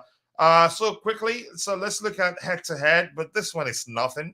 But it's just the fans, they like this sort of statistics. The fact that we played them, how many? 28, that's 35 times. And out of 35 times, we've won, 18 times, 10 draws and 7 wins. They have a lot of catching up to do. And so this part, I don't really value this that much, but fans will look at it and say, yeah, we always beat them. That's when I get concerned, in my opinion. Anything else here? For this one here, Son is the top scorer with 8 goals, 1 assist, and rated 7.8 on FOTMob, 7.19 rating for Raheem Sterling, 3 goals. We're not even close, and they played 10 matches apiece. So inside, Jerry, are you paying attention? Are you ready, Jerry? Yes, sir. Okay, yes, for the sir. insights, okay, there you go. For the insights, they're ranked 6th in goals scored per match. They're averaging 2.2 goals. We're ranked 10th in goals scored per match. We're averaging 1.3 goals per game. But I think for the last five games, I think we've actually done well.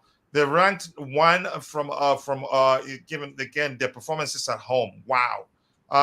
First, we're ranked 5th in goals conceded per match, 1.1 per goals per game, which means we're most likely to concede, in my opinion. Haven't lost in 7 matches. Ranked 12th in shots on target per match, 4.4 shots on target per game. So let's say, Jesse, what can we learn from this? Well, with these stats, what you showed me, it's clear. Like they haven't had created the best chances or most chances or have the best stats in the defense, but they have been very, very effective, very clinical.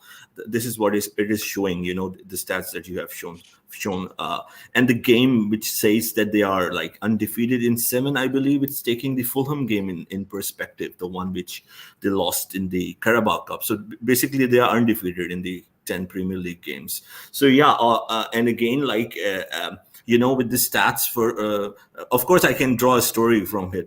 It doesn't imply something significant for me to make a conclusion. So if you look at Tottenham, I don't know if everyone will agree with me, but if you look at the Spurs squad, pound to pound, in my opinion, they are still I don't see them if we compare with the other top sides, they will hardly be in the top 5 pound to pound. So what it says to me as an analyst, it says to me that they of course have performed so far above their weight, right?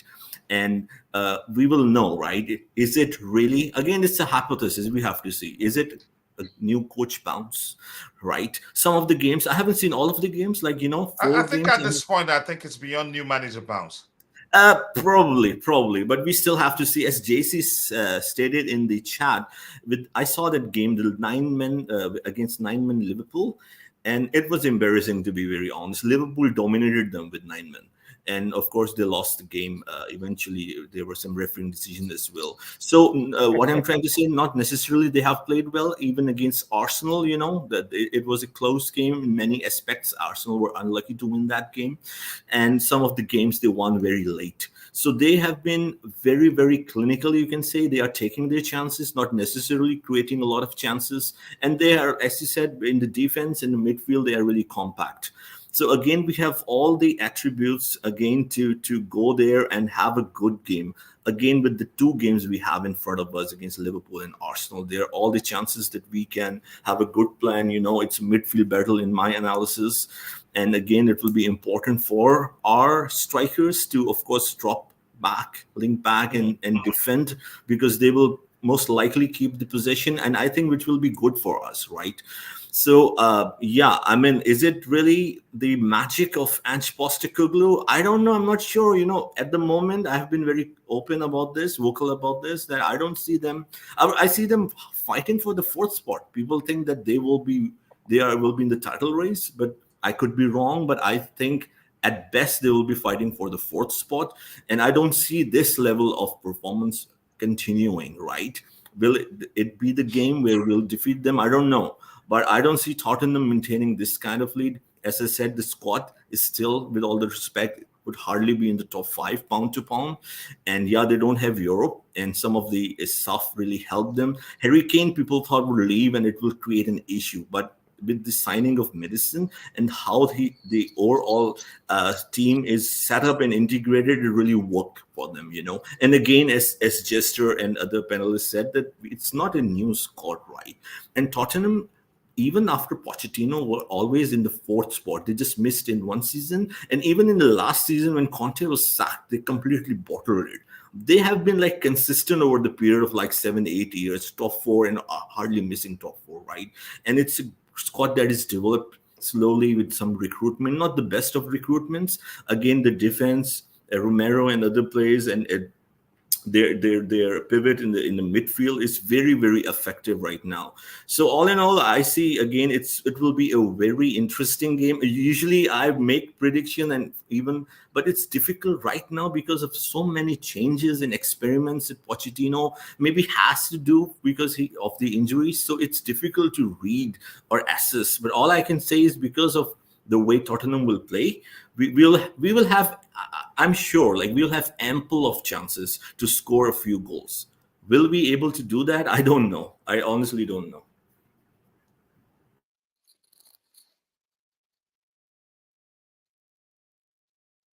Coach, you're on mute. Yeah, thank you for that. Obi, I just read this. Thank you for that. I'm not going to be the one. A lot of people would disagree with you, and I'm not going to help you in that fight. Okay, then let's see anything else to address here. Russ comes close to Gallagher at the moment. Slug it out with them. I'm not part of that fight. Admin are definitely hitting that Lavia mix at the bench for Monday. I don't think so, really. The road runner, wow. This I'm not gonna talk to you guys anymore. A quarter of Vic, a Sanchez, a passes a par per match are 31.20%. or 302 passes. Edison is 39.33, or is that 302? Okay, 35.80 for Vicario and 32.20 for Martinez, and Allison is 37.10 passes per match. So that's quite a lot. We should just be Vic, I respect you because of that. I think you're a moderator now, so you can use emoji, but don't even overuse it. You lead by example, so others that are not moderators will not do the same. Anybody else want to add to that before we move on? We've looked at the head-to-head. We've seen how many people 60% plus thinks they will win. Only 29% thinks Chelsea will win. And we've looked at the numbers here. Anybody else has anything else to say before we move up to the lineup building exercise? We've had a great conversation in the background, but I'm hungry now. So we're talking about barbecue. Yeah. No kidding. Okay. Thanks for letting us know. And it helps. Yeah, it helps, right? It's noon. It's 1:36 p.m. here in Nevada. I should be eating my lunch. Should have eaten lunch by now, but I haven't. Okay, just thank you for making me even more hungry. But go ahead, hold on, you living in Nevada? Yeah, that's where I live. Yeah, I used to live in Arizona. Really? That's where my school is. Yeah, I like Arizona too. I've been to the Canyon. The last time I went for residency, I went to the Canyon, and it was beautiful. Yeah. I live in Lake Havasu, right on the border of California. I've been there. Wow. Man, go and eat. Go and eat. We don't want you to start fighting now. What's that commercial? You're a diva when you're hungry. The sneaker commercial.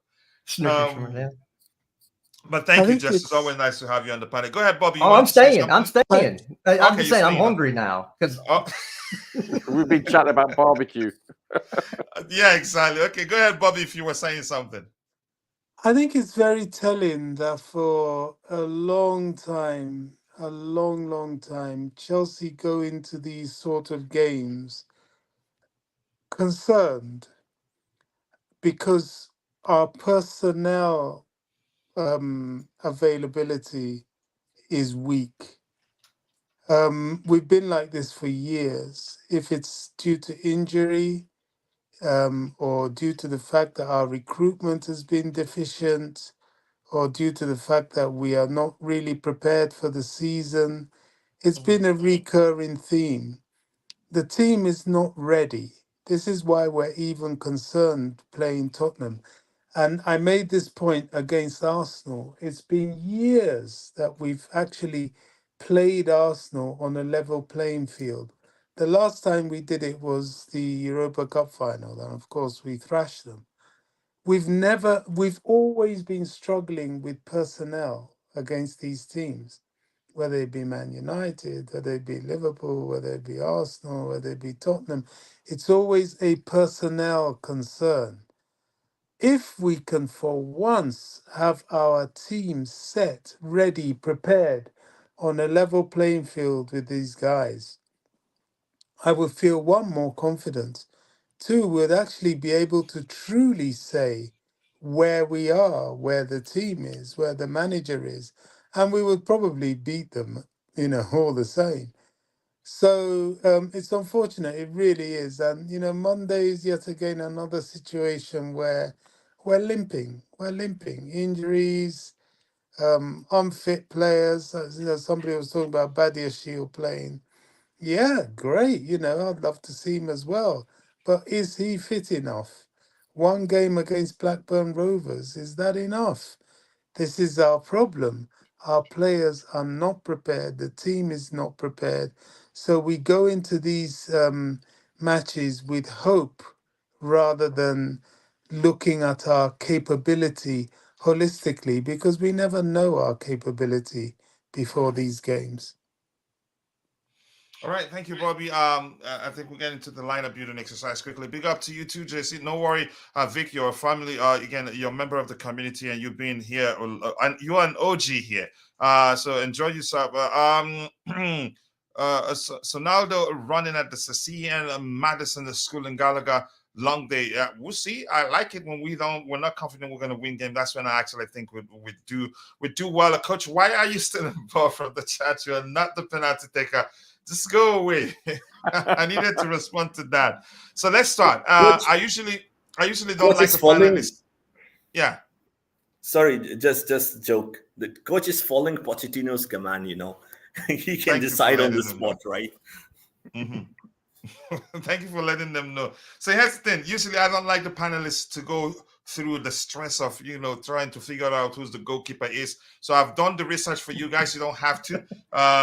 No need to think about it. I'm just going to select the goalkeeper here. You don't have to suffer at all. I don't want that to happen to you. So you guys, you all know the process. I don't know. Roger, let me ask you this, because I was going to start. I will start with Justice. Well, but Roger, let me ask you this. I want to know which think tank did you use for the goalkeeping position? Science.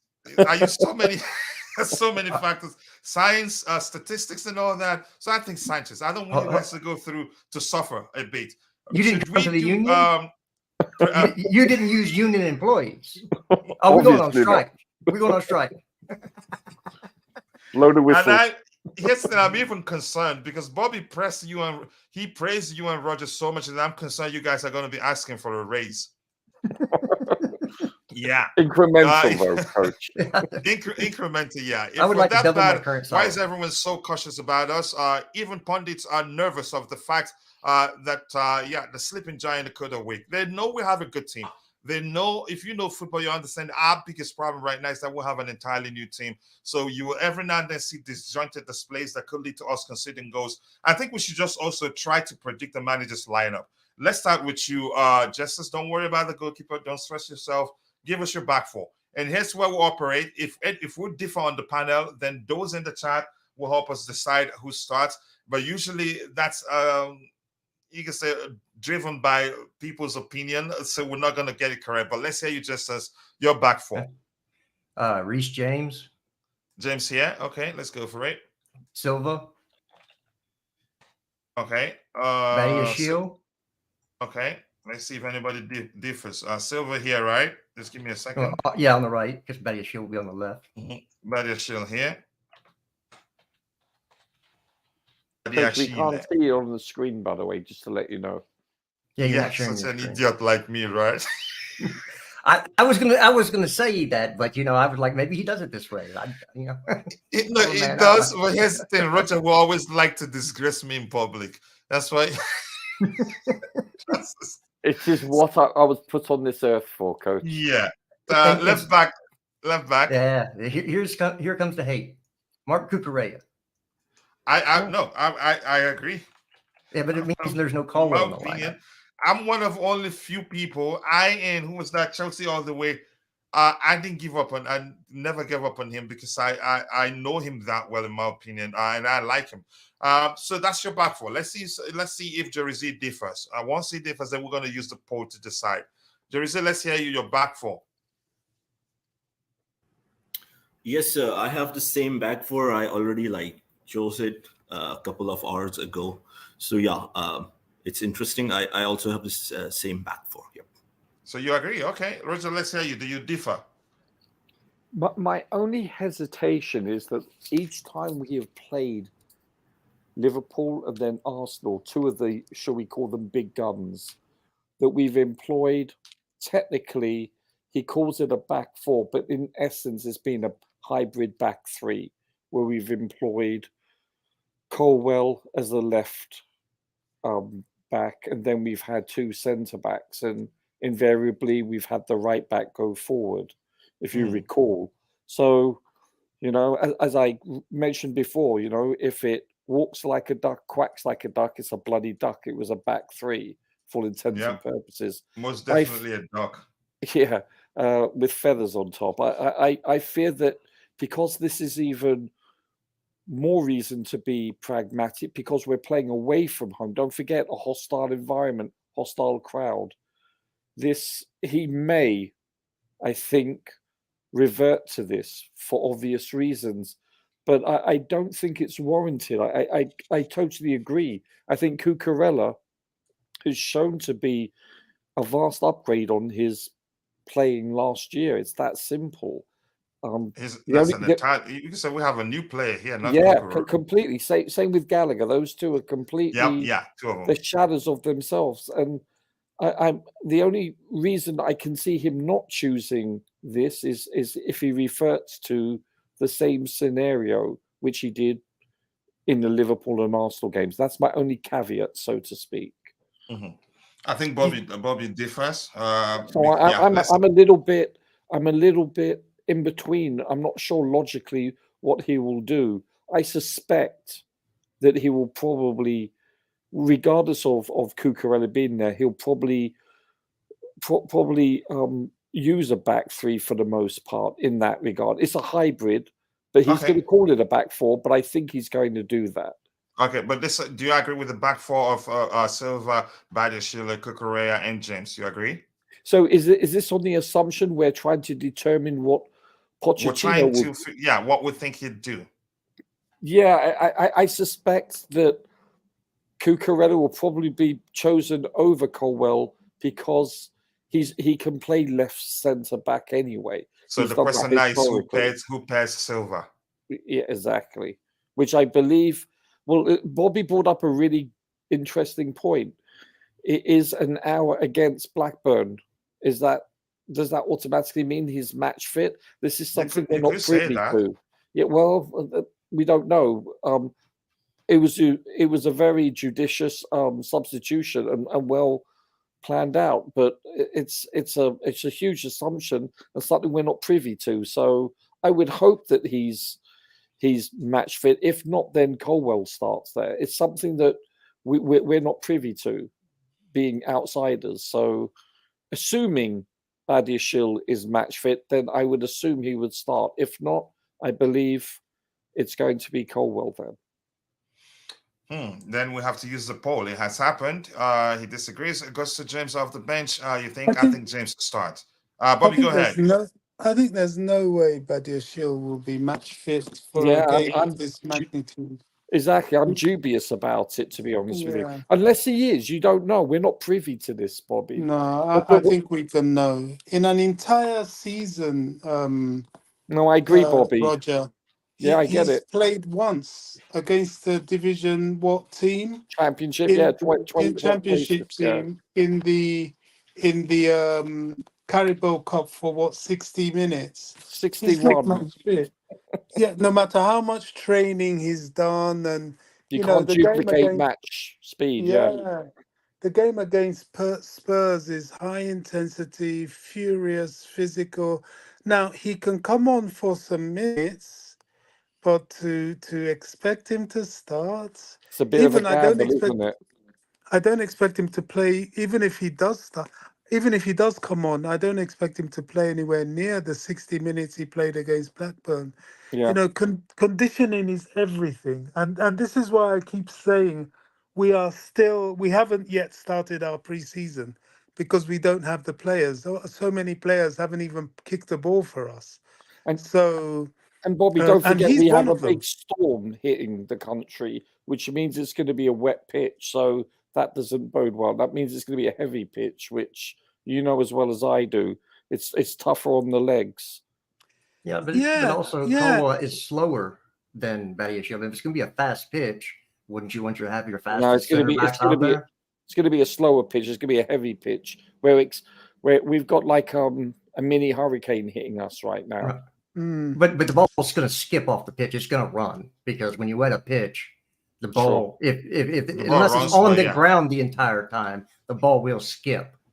I'm more inclined to think the ball will skip. The reason being is that Premier League pitches are so fine right now; they can withstand almost any weather. The torrential rain. Amazing. That they are really, really top notch. Torrential rain. Back in the day, I know you probably remember this, Roger, when we used to have games postponed because of frozen pitches and all that. That doesn't exist anymore. We can go into Arctic conditions and our Premier League pitches will still be green carpet. So I'm not too worried about the weather conditions. The only thing I'm worried about in terms of the weather conditions is the wind, because Tottenham's new stadium is quite airy, if you know what I mean. Yeah. It's airy, it's open a bit. So will there be a wind force in there? That's left to be seen. It's going to be blustery, Bobby. Yeah. Well, it's also going to swirl. So the ball is not going to go where you think it is. If you play a high ball, it's gonna one time it's gonna go right and one time it's gonna go left, because I'm guessing that when the wind comes in over the top of that stadium, it actually swirls, so it's hard to get a read on the ball. Yes, it's going to be interesting. We're getting like I think 90 to 110 mile an hour winds in southern England right now, and northern France. Well, and the remarkable thing about this hurricane, that's sort of mini hurricane that's hitting us, is that the temperature has plummeted. It is so cold. It's killing our palm trees, Bobby. And I find that curious. That cocktail of wind, cold, and wetness, a very curious thing, and that will affect them as well on Monday. As if it's still around on Monday. Typical British weather. On Monday, the sun might come out. Yeah, all 4 seasons in one day, right? Is that the same thing as playing at Stoke in the winter? Yeah. Isn't that what everybody says? Yeah. Just wait till you get to play Stoke in the winter. It's brutal there. It looks like that stadium is awful. On a cold, dry, wet November night, playing at Stoke, that is just about it. Yeah. River Trent, yeah. Yeah. You guys got a new gang member here. That's what I'm saying. So, yeah. Cuckoo versus Kulu. We'll find out. I think Cuckoo. I'm not concerned about his ability to mark any Premier League player that you beat against him. Can I say something, Coach? He has a way of settling. Don't do a tapping on me, Roger. But go ahead. Yeah, the flag's up. I get it. No, I think this is going to give us great insight as to where Poch is thinking as the season progresses. Once he starts to get these players back, you're going to start to see, hopefully, assuming we maintain a modicum of health, that we're going to determine what his starting preferred 11 is going to be as the season progresses. This is what I'm really interested in, because right now it's been pretty much a toss-up, and it's been determined by availability only, if that makes sense. Yes, it does. Yeah, I agree. And guys, once this particular show ends, it will redirect you to the show we have on the other channel, the Premier League Prediction Show. I hope to see you guys there. If Cuckoo plays like he did in the last 5 games, I don't have a problem. I think he has a way of settling opposition players. Are you saying Cuckoo will need to take a Saka out of his pocket to make room for Kulu? I think I trust Cucurella. Gusto legs were heavily strapped the last time. I think James starts. I think so too. Colwill will play. It's in his contract. Although I see will leave. Well, after signing a 20-year contract, I'm not going to be too concerned if he wants to leave if he doesn't play. Colwill, Silva, Disasi, James. Then you're leaving Cucurella out. Is this what you're saying? Pochettino would do. Cucurella getting dropped after 5 games or so. We'll find out. Coachella, it will be another episode of how can it's time to realize that Jackson is not that guy. Talk about goal drought. Where was he against that dead team, Blackburn? I think he's just going through what I call a mini goal drought right now. I think it will come good. Coach, please, can you DM Poch your lineup? We don't want him making of his own. Unfortunately, I can't help you. I need to see expression. Okay. On the solid soil heating. Okay, soil heating. Okay. Oh no, it's gonna be windy. Our corners and shots might actually go in. So Hey, Coach, I had the weather for Monday. I have a weather app. Okay. That I use. So the weather in London Monday is supposed to be at kickoff is supposed to be like 45 degrees Fahrenheit. And the wind is supposed to be about 19 to 20 miles an hour. Good or bad? No rain. No rain on Monday. No rain. Okay. And you think it's going to be good? The condition will be good. We will have a perfect condition on the day. Is that what you're saying? I think the conditions are good. That's what's forecasted at this time. Yeah, just to let you know, Jester, one thing you learn when you move here is never rely on a bloody weather app here, because seriously, I've left the house because you know what, the weather app said 0% chance of rain. 0. At least do 0.1. And at least I know. Yeah, and I got drenched, and I'm telling you, it's. But here's the thing. Just like smart enough to drop a disclaimer. The disclaimer is that's what's predicted for that day, or that's forecast. Yeah. It can change. I live in Texas. Brother, you never have any more wild weather than you have in Texas. No, I've lived there. As my California brother-in-law always tells me, what do you expect? You live on a rock in the middle of the North Atlantic.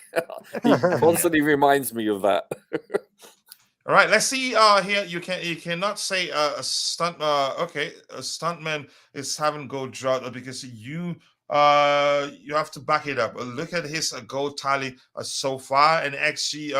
Yeah, I think he makes it. I cannot say he is going through a goal drought. I agree, but you can say his form has dropped. But I think it will come good. And for his former club, it's not looking good. Fish out the carry-on matches. Just go away, Chimera. You're here to attack me this morning. Put all your eggs in Washington. Carry on luggages over the weight limits. Wow, you're on for it. Weather is very bipolar. Oh, that's another way to say it. The sailors use wind upside. Check that.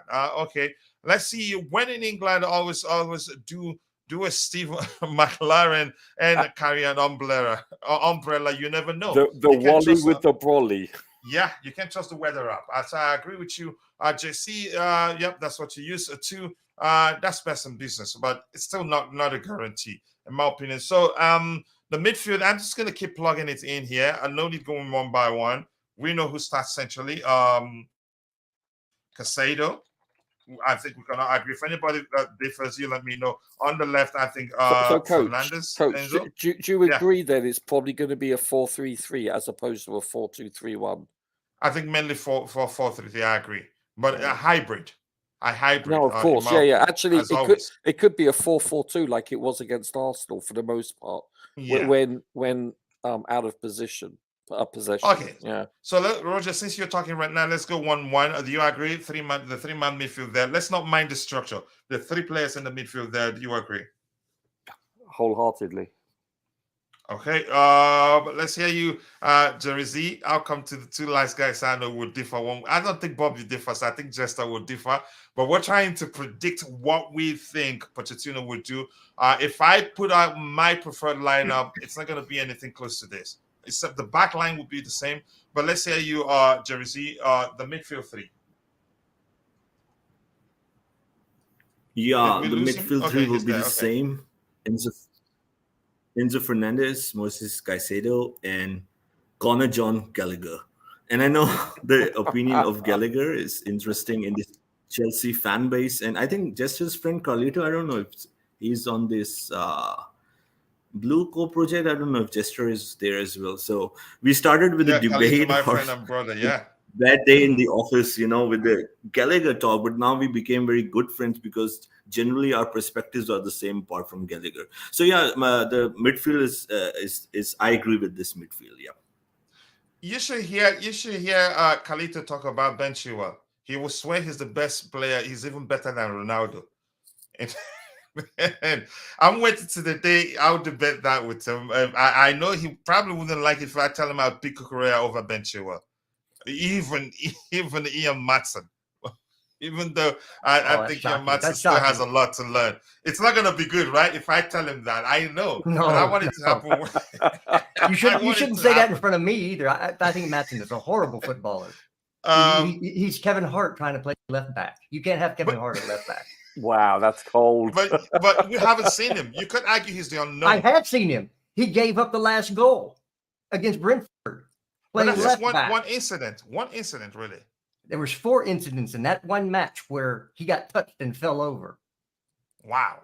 All right. Okay. Let's hear you. The midfield 3. I know you can agree. This deep down you know fully well Gallagher starts. Even though if you're doing your preferred lineup, you're not going to select him. But let's hear you.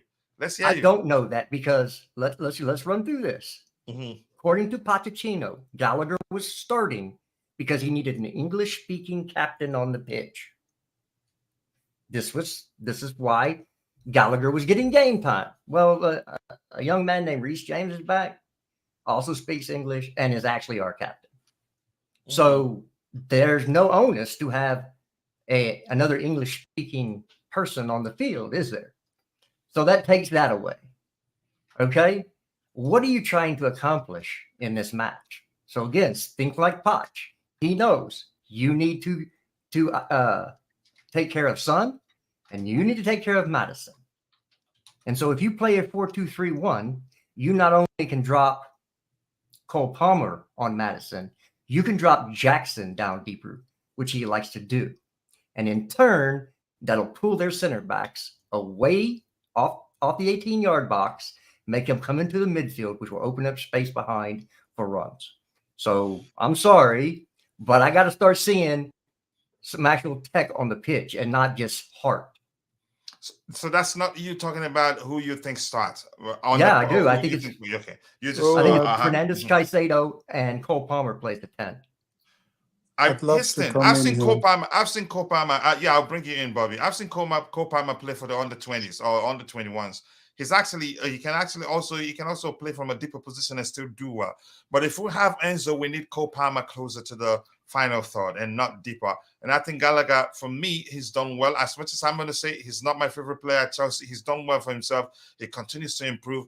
And I think, yeah, he starts. But I know that's besides your argument, in my opinion. But Bobby, let's hear you. The midfield three, do you agree or do you disagree? Yeah, I have to expand on what Uncle Jester has said. Justus, yeah. Justice, there's a lot of sense in what he's just said, and I will expand on it because if you remember yesterday, I I spoke to you about the fact that I noticed against Blackburn, Pochettino was rehearsing a lot of things in his midfield, and Ugochukwu is Leslie Yeah. Ugochukwu. Yeah. Yeah, he is very much a part of that midfield rotation. Now, Gallagher was a little bit leggy against Blackburn. Now, will he be leggy on Monday? It's unlikely. Will he play on Monday? I'm not too sure whether it is so much that Poch was looking for a sort of foundational English captain, which he could well have been, to the fact that tactically, it may be worth one giving Gallagher a rest because he's played nearly every minute of every cup and league game we've had, and bringing him on off the bench. And two, I think this will be very interesting. Ugochukwu lying deep in the defensive midfield role would cause a heck of a lot of problems to Maddison. He really will, because that thing we did to Odegaard could well happen to him. No space, especially if we flood four men in the midfield. Number one. Number two, playing our midfield is likely. Let's just be real. Is likely to be Caicedo, Enzo, and Gallagher. That's more or less our preferred three at the moment. However, I can see Poch do something different and play Caicedo, Ugochukwu, and Enzo, or Caicedo, less likely, Ugochukwu, Gallagher. Now, I think Enzo needs to start because he's beginning to be the the orchestrator. He's doing things. He's The making the quarterback. play. Yeah, he's beginning to be that guy.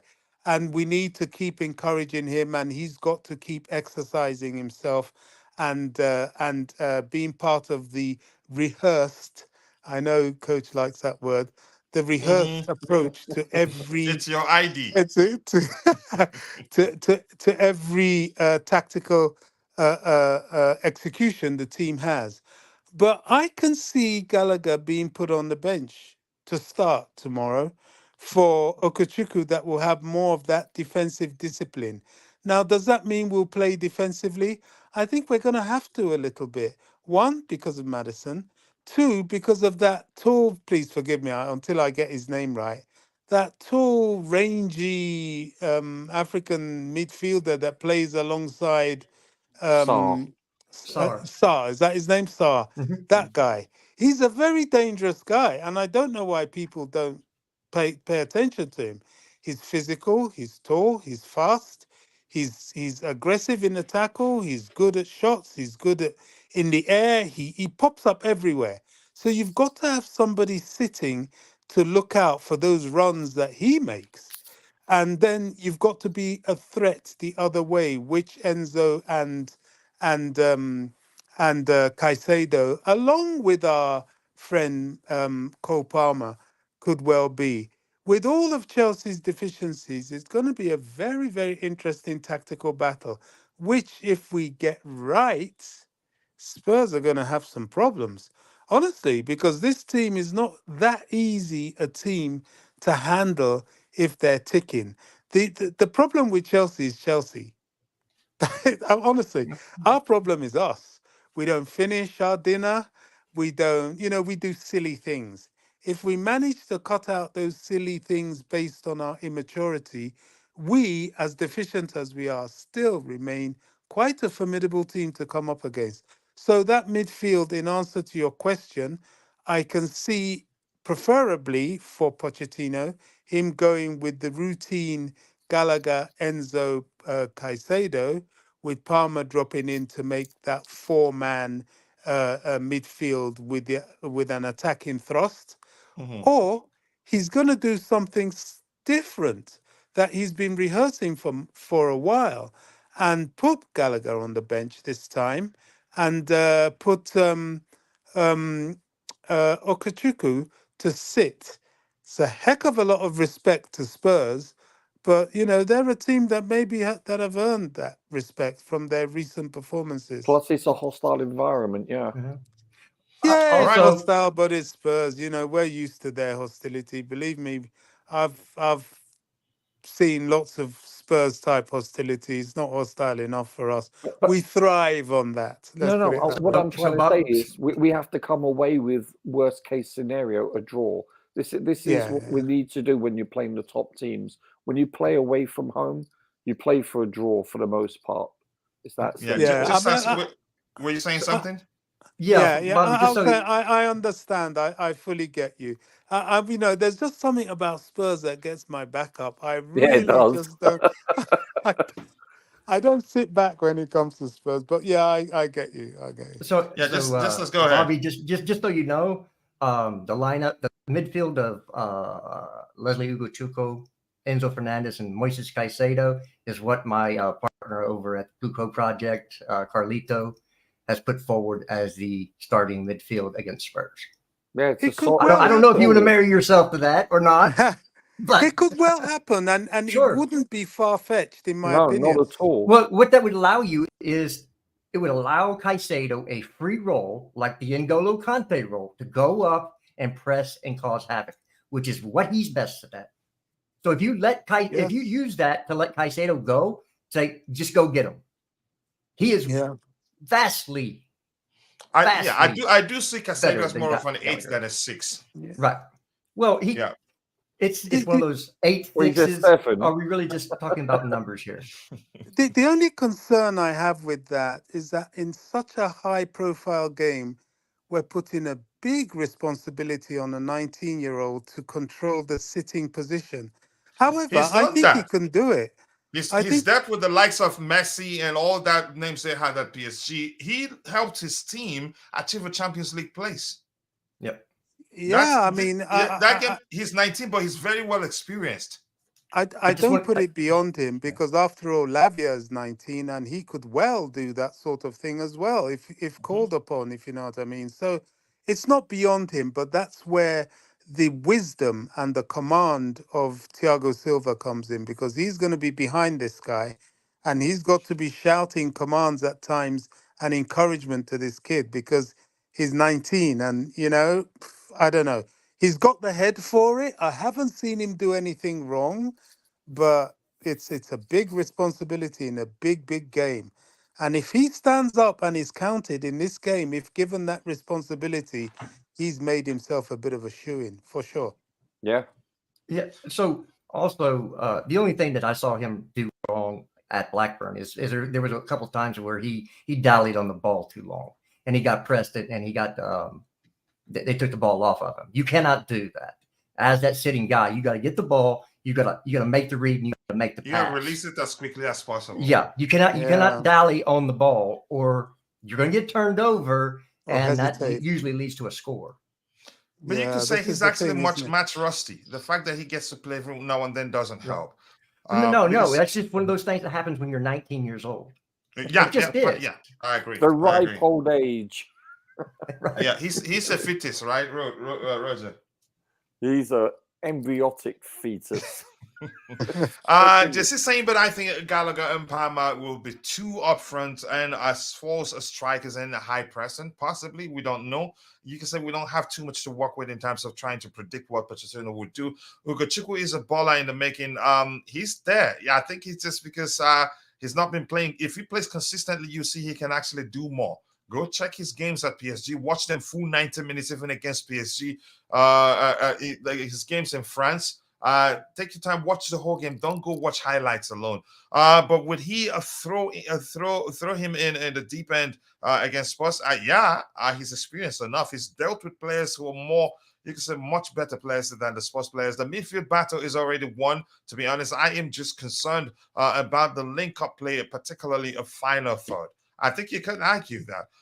Fact is, that's a big statement. The midfield battle's already won. Yeah, and I know where he's going. Even he that doesn't like Gallagher that much, he knows Gallagher is part of it at the moment. Except if that changes in the future. You missed quite a lot. Let's be honest, though. The strength of our team, in my opinion, is the midfield. It is. It really is. It's the quality.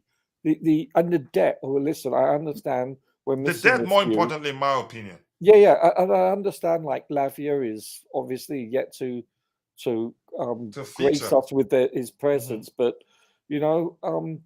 it's. I think it's going to be the strength, just like it is for Real Madrid. It's the only thing it's lacking is, shall we say, time. Consistent. Consistent. Well, that too. Chemistry. Consistent goal scorer from the midfield. Other than that, I think it is by far the strength of our team. Well, absolutely. And it was our weakness coming into the summer. It was our weakness coming into the summer. Yeah, wasn't it? It's been now we're well endowed, right? It's been completely overhauled, and we should be quietly pleased with the personnel there. Now it's for them to integrate. That's the challenge, I think. Integrate and get some experience. We have replaced it with a brand new V12 twin turbocharged engine. Yeah. That's a good way, right? That's a good way to put it. Mitchell boy, you missed a quite Ferrari. An a lot. Enzo Ferrari. You missed quite a lot of tappings from Roger. Where you went, I don't know. Please share the link to your YouTube channel so people can go check it out. And the Bluetooth game, if you're there, can you bring in share the link to Uncle Justice YouTube channel so people can go check it out too. And Uncle Justice, please connect with Bobby, connect with Roger, all of them, Jerry Z. I think they, as long as you're talking Chelsea, I'm quite sure they won't hesitate to join you on the panel whenever you have a live show. Please do connect with them. Here's the thing. Mm-hmm. I've only been putting the podcast on my show because we've been picked up by Chelsea Fan TV. Oh, excellent! I think they'd be good guests to have for your podcast too. As you can see, definitely so. Yeah, they're not on camera too, so podcast would probably that's the position that's most suitable to them. Roger, I know you will say something, but don't please. A lot of Mitchie. Yep. Let's see, Uncle Justice. If Gallagher won't start, who will cover for the pace of Enzo and dynamics in the transition? Do you see us selling Gallagher eventually? I can't quite say right now. I'm not too sure, but we'll find out. I think we'll find out whether that will be the case when Lavia comes back, because I think everything comes down to him signing a new contract. No, Gallagher's gone. And if it's not playing that much, he's not going to sign a new contract, which means the new owners will be inclined to sell him, in my opinion. Would you trust Ugo to take on Maddison? Yeah, he reads the game very well. That's one thing I like him the most. I think he lacks in pace, but he makes up for that in his ability to read the game, his footballing intelligence, and I'll take that. Let's see what else we have here. Big up to you too. Anything else? Are we worried about the Blondie fraud, Richarlison? I'm not at all. When we wanted to sign him, I was screaming, please don't. I know he's a fighter, but other than that, I think he's an awful footballer. And that's just my opinion. He runs hot and cold, coach. I'll be honest with you. I've seen him play outstanding on occasion. Then the next one, conversely, I've seen him play like a Roger. It's and you've seen him be world class at times, especially if you remember that overhead kick in the World Cup. Was it overhead kick or was it just a volley? I can't quite remember. Yeah, exactly. He's inconsistent. Mm-hmm. But he's a fighter, though. He never gives up, and I respect that in a player. But he like I said, he cannot be Brazilian. No, him and Fred. There's no way they're Brazilian. He doesn't look like he's Brazilian. They must have immigrated. They must have immigrated to Brazil. Maybe just the name, but honestly, it doesn't look like Brazil. And these days, you have a lot of such players who just go by the name. All you like about them is that they're Brazilian. Beyond that, they can't play. Another example is Anthony of Manchester United, and how much they paid for him makes me cry as if I were the one that spent the money. Now, Coach, you have enough subscribers. You don't want any more. Please go check out. Good. That's Go funny. check out Mitchell Boss YouTube channel. Be sure to subscribe and let him know I sent you. And if you enjoyed the shows on Chelsea Perspective, believe me, you will love that one. The same squad, you could say. The whole club has been overhauled, really not truly. Think about it. I think you could say that. Yep, I agree with you. Richarlison is from Brazil via Peckham. Yeah, maybe. That's cold. Yeah, this. Hackney Marshes. More like That's great. Oh my goodness! the You're not gonna Brazilian get me corner to of the go. Hackney Marshes. Yeah. Rio not gonna- Marches. You're not gonna get me to go to hell, honestly. But that's by I the way. apologize. My fault. Rio Hackney. Let's go for front three. Definitely Parma. If this is a structure, yeah, Parma there. Then I think we have an issue here. Let's hear you. The other two players. Well, if that's going to be our midfield, then Palmer's got to be playing the center forward position. Yeah, he has to be central. You think? Okay, let's do it. Yeah, I think he's got to be central. go If that's ahead. your midfield, The fact remains it's fluid. It's going to be fluid anyway, so the Right. position don't matter, especially the two on the side. But you go ahead. then I'm going Sterling on the right and I'm going Mudryk on the left. You're not saying what you think the manager would do. That is you. Your No, preferred. I think he'll Go do ahead. that because he prefers Sterling on the right, actually. If you watch Blackburn, bar the goal, Sterling looked better on the right than he did the left. And when he did that, he moved Palmer into the 10 position. And he moved Gallagher he just put him somewhere because he had to.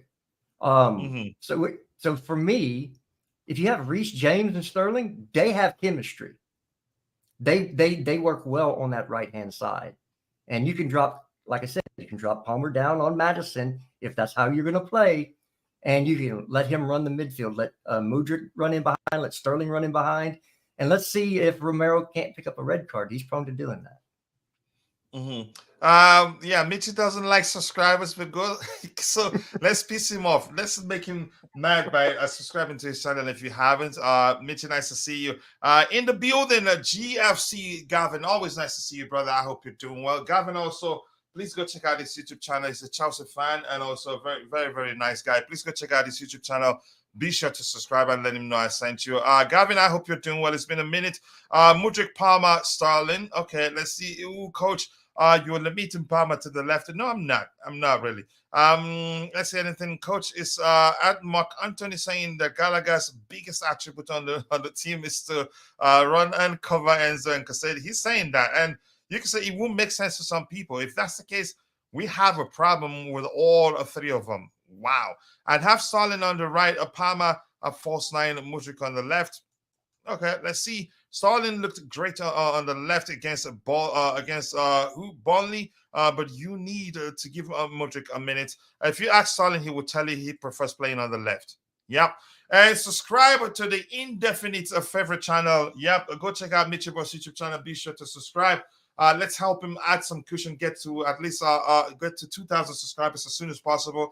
It's a gradual process, but we can help make that happen sooner than later. That team leaves 3 points lane with the win. Yeah, with that you can say unsubscribes.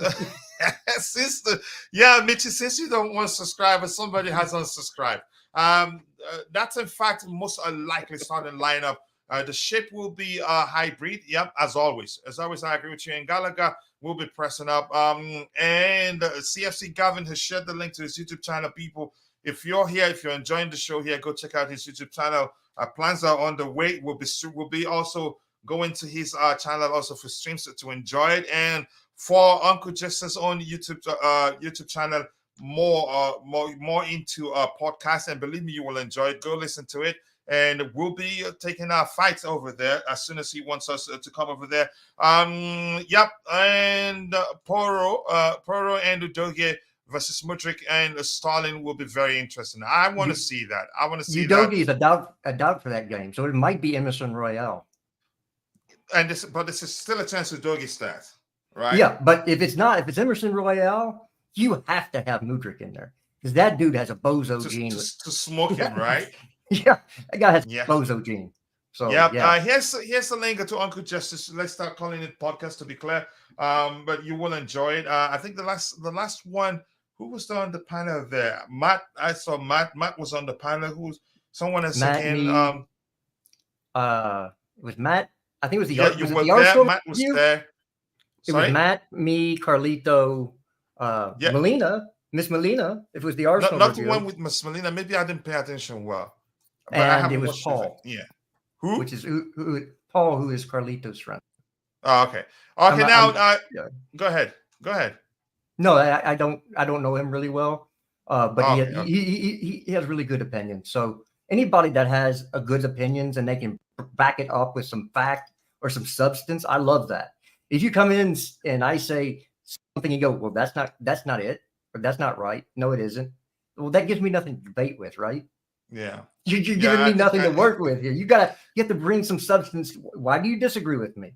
Yeah. Why? Tell me why. To make it a good, you can say an intellectually driven conversation. Yes, something to learn from each other. I agree with you, Uncle Justice. Share the link to his podcast, YouTube channel. Go check it out. Be sure to subscribe, please. Seriously, go subscribe. Let's help him grow. He needs to get to 2,000, 10,000 as soon as possible because he knows his audience. Sportsway interested in signing Gallagher tomorrow. He gets a chance to show up. I think so. What time is the game? For me, it would be 12 p.m. my time, so probably late evening game for the UK people and West African countries. Van der Veer is quick, almost a match Mudryk in pace, and is second fastest player in this season. But I think Sanchez peeped Virgil van Dijk to third with that sprint against Brentford. Okay. Let's see. Let's hear you. Anybody else has anything to Jerry Z? The front three. What do you think? Do you agree or do you disagree? Yes, sir. In the start of the show, I already said that I would prefer Mudryk for the reasons I have given. But as you said that you are not sure right now what's the status, is he fit enough? That's another thing. For the first time, I missed the presser today because I was a little committed of Pochettino, so I don't know what he said about Mudryk. So if he's fit, for sure, this is the front three, given the structure and the midfield that you have. So we don't have many options. Baby Nico Jackson, not at all convinced with him as right now. He's lacking the confidence and the momentum and making a lot of mistakes, especially in the final three. Even if he's dropping deep, it's not helping the cause because whenever we move forward in transition, his positioning is not there, right? So there is a void. And Mudryk, of course, we need the pace. It's just not about the pace. As I said, some moment of brilliance can really be effective in this game, especially we will be playing on the counter. So yeah, for sure, Mudryk over Nico. Very obviously, if he's fit. All right, I still think Jackson started this one, but let me just host the show here. Let's hear you, Roger. The front three. What do you think? Yeah, as normal, as usual, I totally agree with Jerry, but I feel that if Jackson does start, I think this will give the keeper an outlet to hit the ball long because he's more able to come down with the ball than any of those three for the most part. Palmer can also to a certain extent, but he's someone that is good at that. Obviously, I think that, in my opinion, I think he's probably going to go. I'm really reluctant to say Sterling. I really am. I don't want to, but I think he's going to choose Sterling, Palmer, and Jackson. I think that's the three. I suspect that too. I suspect that heavily. I personally would go for Mudryk, Palmer, and Jackson. Probably.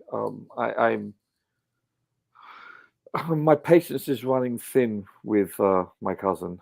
He really is.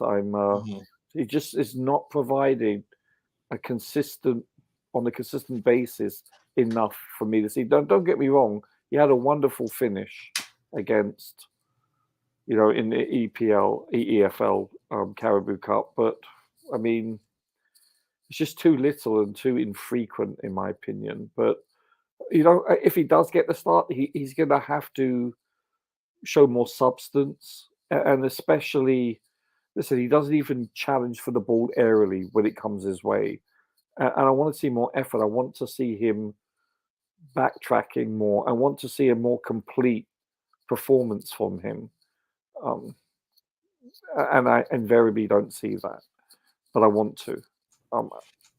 But I think what's going to happen. I mean, the three you have there on the screen, I wouldn't mind that, but I would prefer to see Jackson instead of Sterling. But I can see that because isn't this the three that started versus Arsenal, if I'm not mistaken? Yeah, the three of them, yeah. Yeah, and they were, and to be honest with you, let's be honest here, they were quite fluid, and I thought they caused them problems, other than the fact that we couldn't bloody finish. But small technicality, chaps, small steps.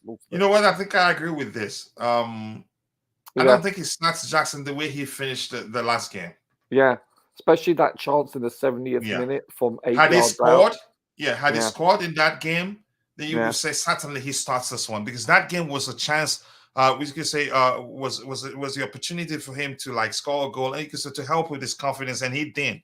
So I think I agree with this front three. Go ahead, Roger. No, so do I, because it's the Arsenal, and in fact I was quite pleased with, for the most part. Yes, were there issues?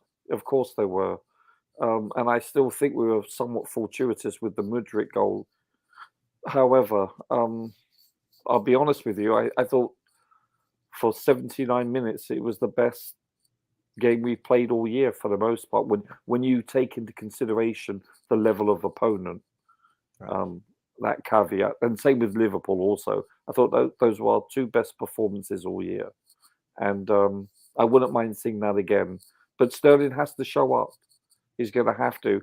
And Mudryk, he has to bring his A game also. He needs to step it up also with regards to more accurate passing and, shall we say, more end product, whether that's assist or finishing. But and reduce the number of times he tries to dribble, because he just can't. Are you referring to Mudryk or Sterling? No, your cousin. Yeah, exactly. Well, he was 5 out of 9 the last game, which wasn't bad. Still an improvement, right? Yeah, I mean, let's be honest, it's not exactly anything to write home about. I believe he's on 46.43% success rate in dribbling this year. So, yeah, thank you so much. And Chimera saying that Mudryk just got back from injury, highly doubt he starts, and if he does, who is to say he will be on form? He will need a dozen games just to get his confidence back, and another dozen games to play good. I think he doesn't start. I think I agree. I just thinking about it, I just said no, I don't think he starts. Had he scored in the last game? Maybe, and he was awful. As much as I know, he will still come good. They're playing at 9 p.m. at night on that day, 8 p.m. your time. We'll see Washington at all. I don't think in this game, no. He will get his sins right, but you never know. We don't have too much to work with. He's part of the squad. Chances are he starts. We don't know. Coach is doing no, I'm not doing the Jackson $100. Thank goodness I didn't go for that one. But coach, you did say about Gallagher, so it's on the line. If Gallagher doesn't start, I will do $100 the following. Wow, I'll get $100 tomorrow. Yep. Okay, I'm calling my guy up, and we're gonna do a Tanya Harding on it, bad boy. Yeah, tell him. I got his knee. Get my $100. Yeah, I have a lot of content to drop in. Just finishing setting up my studio. Let's see that, bro. We support you. Let's see that. It's all love. Let's see what else we have here. I am waiting on Palmer's. I'm falling up. We cannot. Wow.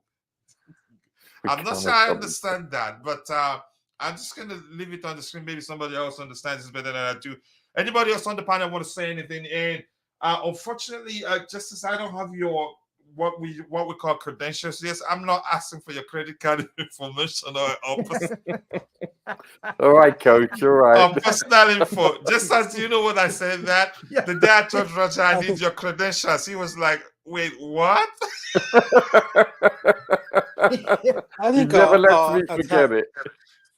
Our attack for me is going to be Poch will go with to start Sterling, Jackson, Palmer, simply because that's all we have. Mudryk will come off the bench. He needs to. I think after injury he's got to be eased in a little bit.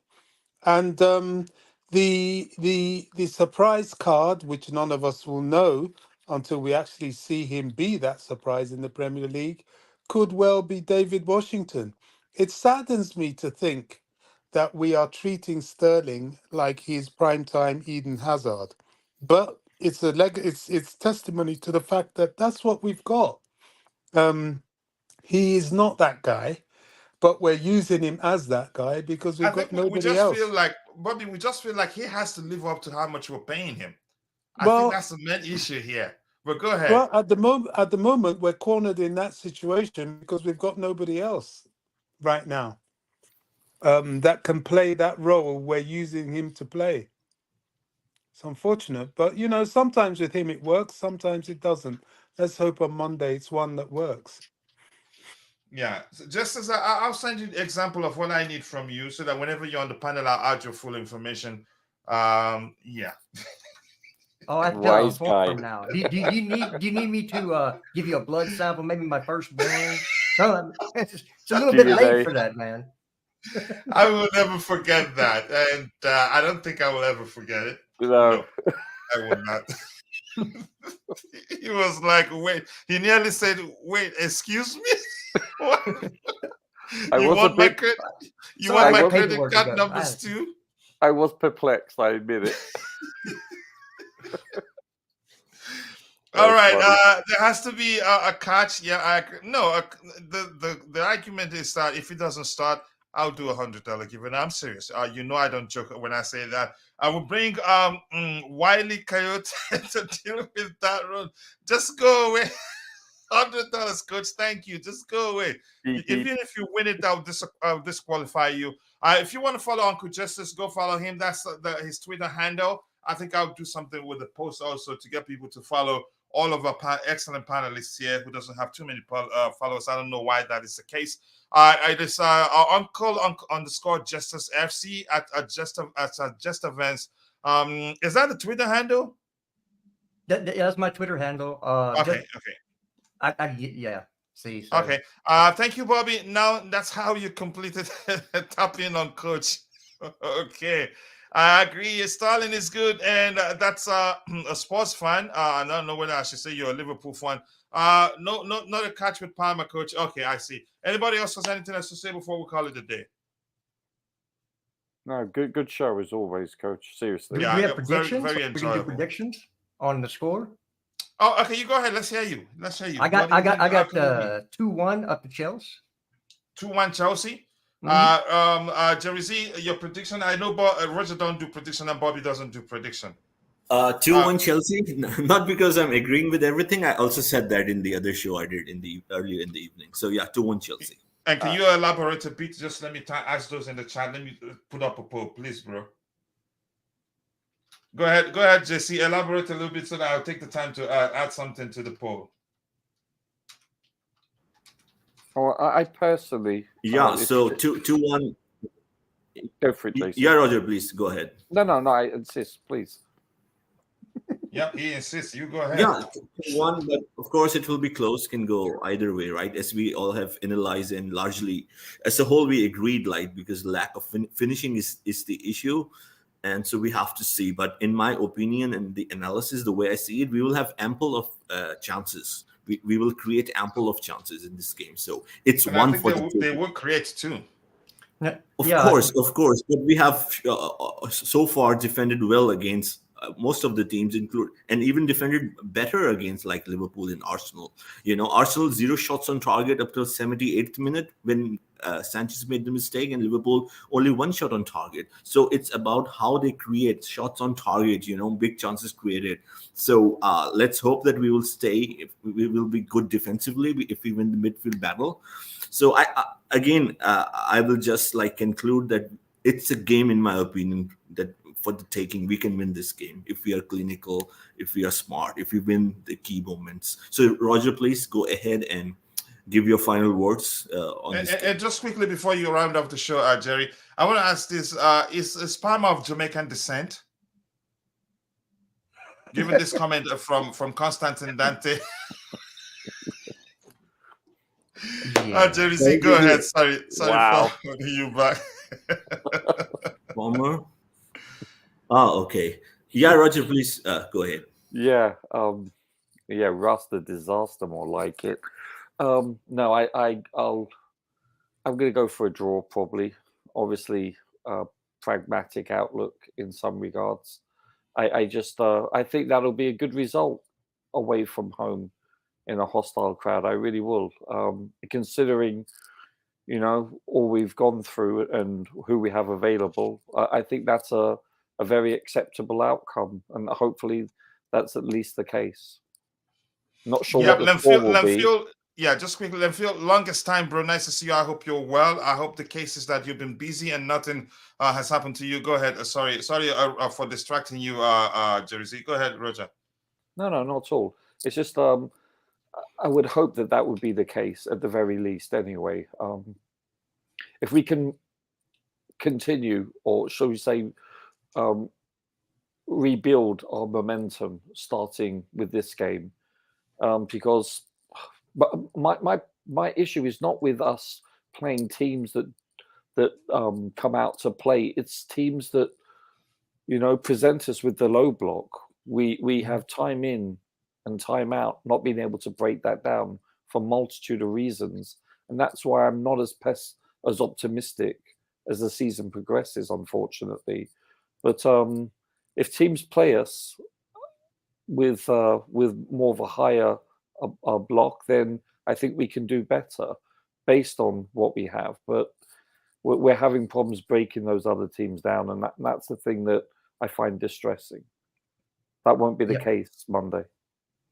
So the way I went for a 2-1 scoreline, I see us up 2-0. 2-0. And okay. Later in and this is what I hope happens. I want us to be up 2-0. And in the 70th minute, I want Son to score. Just because you like him? No. Because I want us to face adversity and not give up the game like we did against Arsenal. Oh, okay. Because if you have something like that happen to you and you see the game out and you don't give up the duck like we did against Arsenal, that is a step forward. And that is something substance you can hang your hat on. Yeah. Thank you so much, Palmer Clat. Hope for a win. Cheers for the stream, gents. I like that one. Always creative. That's why I am worried he will spend too much time with Sterling. I think he will be fine. I'm glad you guys are still stand strong supporting Chelsea. I'm just disappointed because I know for a fact that my Chelsea may not win any trophy for years. I don't think for years. I think the most we can go without the most we'll go without Keep an eye on the EFL Cup. Go ahead, JC. No, I'm just saying that keep an eye on the EFL Cup this season. Mm-hmm. Yeah, I gotta respect the Reggae boys, Roger. Anybody want to say anything else? We do have another Jamaican on the team. Sorry? We have another Jamaican on the team. We do, the young one, right? The 16-year-old. Oh, Whispers. Thank you for remembering his name. So we have Whispers. We have Hutchinson. Mm-hmm. Hutchinson is Jamaican, right? Yeah. I don't know. I know Hutchinson is Jamaican. Yeah, for sure. He's Jamaican. He had at one point a national team call up. We had Hutchinson, and then we have who again? Stalin, and they're saying now that Palmer's dad is Jamaican. It's a possibility. I don't know, and that's according to him. Yeah, Okay, No I mean, way. that guy is with wider than I know, me, but I that's know fine. what's I mean, making you say no way, but I'm not going to even talk about. I mean, Oh my lord. Here's what he's saying now. He says Palmer's dad is black, so it's his sister, but it. I don't agree. I genetics don't work that way. I don't agree. Just go away. I'll do my research. Before we got a bobsled team. Hello to you too, Kim. So I appreciate you joining. Lateness is greatness. Two more, and we got I can't stop laughing now.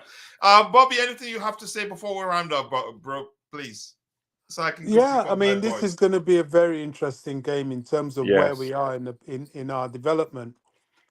Do these young kids understand, or are they prepared for just how spiteful and how nasty this sort of fixture is? I know Cucurella has a taste of it. I think Enzo sort of saw it a bit. Does Caicedo knows all about Spurs, but does he know them in this capacity? It's going to be interesting.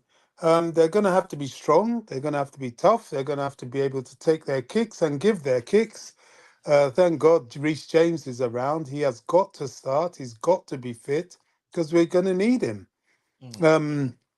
It's brutality is not really Silva's game, but he's seen a London derby. He knows what it's about as an experienced player, and he'll know how to navigate that. We can win, but the question is, will we win? Well, that's left to be seen for Monday, isn't it? That's just it. It's a good litmus test, Bobby. Yeah. Cheers. All right. Thank you so much, guys. Bobby, thank you so much. I cannot thank you enough. Roger, thank you. Jerry, thank you. And Uncle Just. Thank you so much. I still need your information, though. And for all of you in the chat, Kim, so much love to you. And the Blue Tiffle Game, much love to you. Constantine Dante, I love you so much. And Kim, so much love to all of you. Glenn 10, much love to you, brother. Since you added 10 to your name, I can't shout you out like I usually like to. And if you're in the chat and I missed your name, apologies. I'm only human. I'll see you guys next time. God bless us all and bye. Good night, gentlemen.